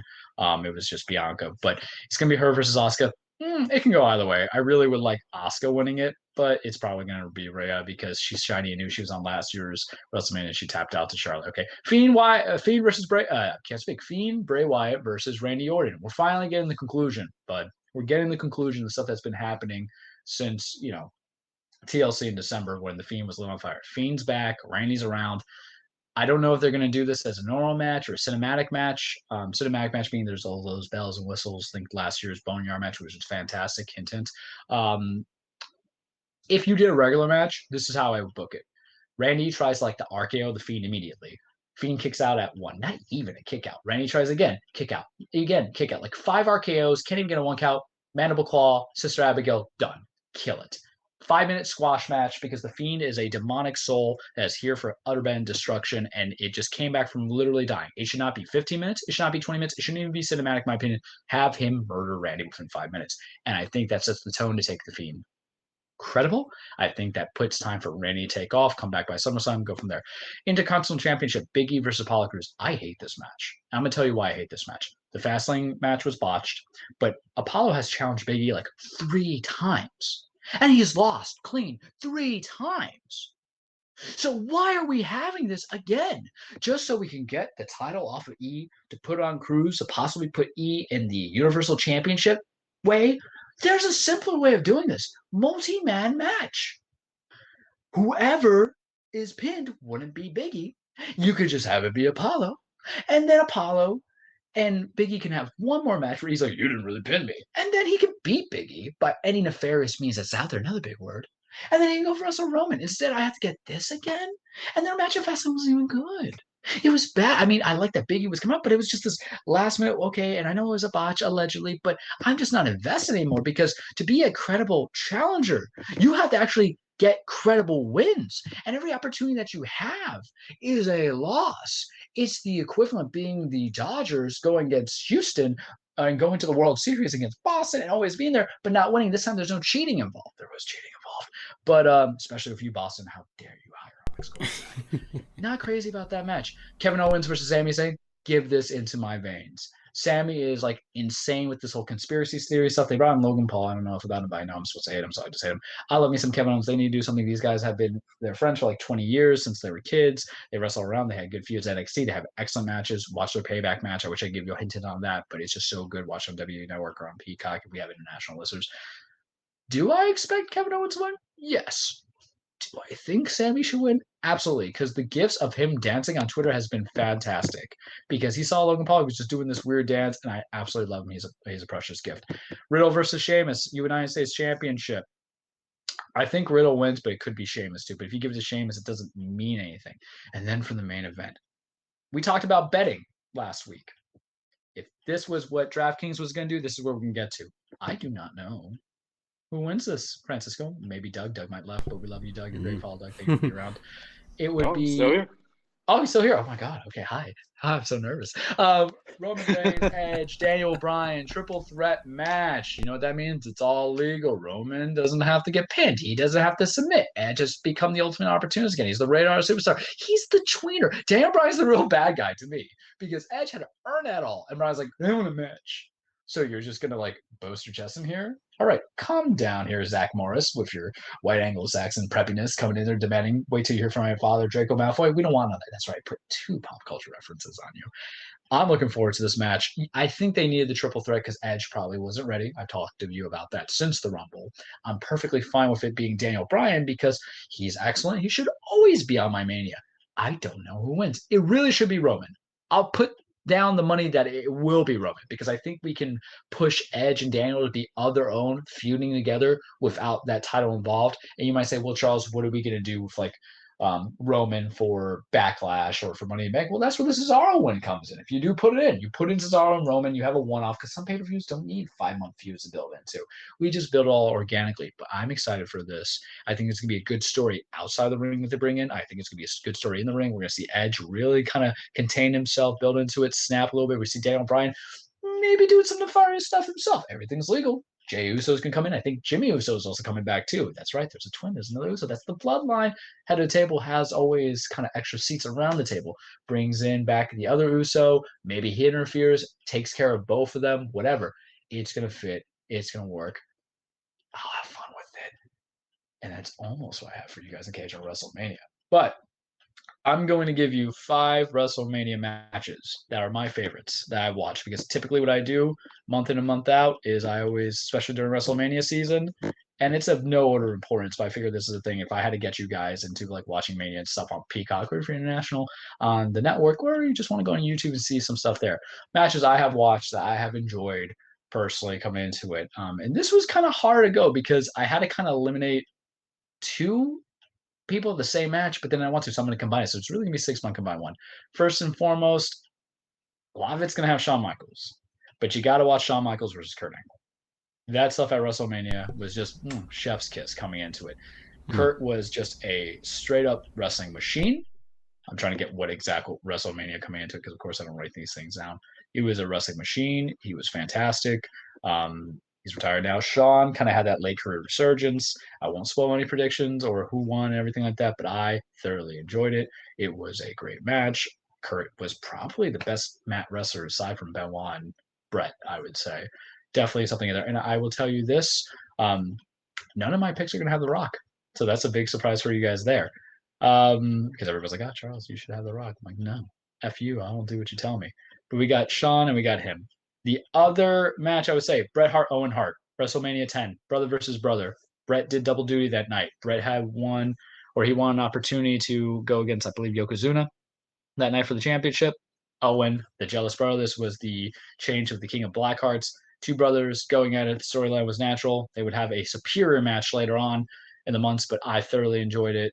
I always liked Owen a little bit more than Bret, but I respect Bret too. Bret's fantastic. We admit it. He's the excellence of execution. Best there is, the best there was, the best there ever will be. Ricky the Dragon Steamboat, Macho Man Randy Savage, WrestleMania 3 as a number 3 listing towards it. Intercontinental Championship, fantastic. Ricky the Dragon Steamboat was always underrated. I love me some Macho Man. You know, it's one of the best. It's where the cream of the crop promo comes from. The cream of the crop. No one does it better. this one's tough, but I'm gonna put it into it because of how I'm gonna consolidate. No, it's not the same thing. Bret Hart, Stone Cold Steve Austin, WrestleMania 13. It's where the infamous double turn kind of came in. It's really what kind of listed Austin 316 to really kind of hit into everything that you want it to be, and it kind of showed that Bret can really hang with the best of them. Because God, he really could. And that was my 4, right? So here comes my double 5. And it was tough because I was thinking about putting honorable mentions. The first TLC match, the Hardy Boys, Dudley Boys, Edge and Christian. I was thinking, I gotta go against myself. I'll give you I gotta do it. Kofi Kingston, Daniel Bryan. That match was just so great. That was Kofi Mania. I almost had tears in my eyes. Kofi winning. I can't give it honorable mention. If I had to take one out to put one in, that's great. You take a 6. I'm not a list guy anyway. I do what I want. F you, I'll do what you tell me. It's just so good. But to kind of group it, the one that I always tell people to watch, Shawn Michaels and The Undertaker. My goodness, man. I always enjoy it. And they have 2 of them. They have Shawn Michaels Undertaker at WrestleMania 25, Shawn Michaels Undertaker at WrestleMania 26, career versus streak match. The first one was basically like Shawn didn't want any more title shots. Taker needed credible people.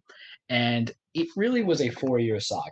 Shawn and Taker 2, Taker and H in a Hell in a Cell with Shawn as a special referee. And you were really thinking that the streak was going to be broken. It was the end of the Attitude Era coming to close. Taker almost broke his damn neck on a botch, and he still finished the match in the first one. It led to so much great emotions. I still remember, I believe it was the first match where Shawn goes for a moonsault on Taker. Taker catches him midair and just sets him up for a tombstone. Poof. And you're like, what the hell did I just see? And then Shawn tries to do the tombstone on Taker in the second match. Taker reverses it. I think, Shawn, because Shawn had retired Ric Flair that's an honorable mention too. Shawn had retired Ric Flair a couple years ago, and Ric's like, come on, you got to do it. And then Shawn gave Taker the same kind of like, you got to kill me kind of thing because I ain't giving up. It's so much emotion. It's so good. It's a connection. Fans, live audiences, everybody love it. Undertaker is synonymous with WrestleMania, so it feels wrong to kind of not have a list with them and have your feelings about him now that he's broken kayfabe. But I have oodles of fun memories. A lot of the matches with Shawn, boneyard match, man. Even we got Andrew to watch it. Yeah. And he loved that too. So those are just some of my suggestions. If you guys like, okay, if Charles has to give me a 5-minute YouTube thing, what can I go and watch? Those are my suggestions. Y'all enjoy WrestleMania week. I will enjoy Peacock. Thank you for being with us for our 100th episode. We're going to see how our fast food draft comes to go because I will be in South Carolina for a wedding, but I'm flying that day. So you'll be hearing me from telephone, but I might have my friend also join in because it's easier to kind of go from that. The wedding's on Saturday. Okay. But we're just flying in on Thursday. So it'd be interesting because we'll work out I the have logistics. that and everything else. Yeah, we'll work out the logistics, but thank you, Doug, for coming into it, and thank you, everybody, for listening to my very long rant about wrestling, but I told you guys for weeks that it was going to be big. That's all I got for you this week on the cage. Okay. All right, folks. I could say more, but I think we've said enough for we have gone over the 3-hour mark. This is the longest show we've ever had. I think it was appropriate. So thank you to everyone who has watched or listened to us, whether it was on purpose or not. Thank you all. We're going to keep going. This train is not stopping. It's going places. We may not know where it's going, but it's going somewhere. So thank you. And we'll see you all in a few weeks, actually. So we're going to take a break. So enjoy our past episodes. I'll probably make some compilations of our past non-sponsors like I did last time we had a break. Just to keep us alive, have us in our memories. We don't go away. We're like Sephiroth and Cloud. We don't go away. We'll never be a memory. Bye-bye, everybody.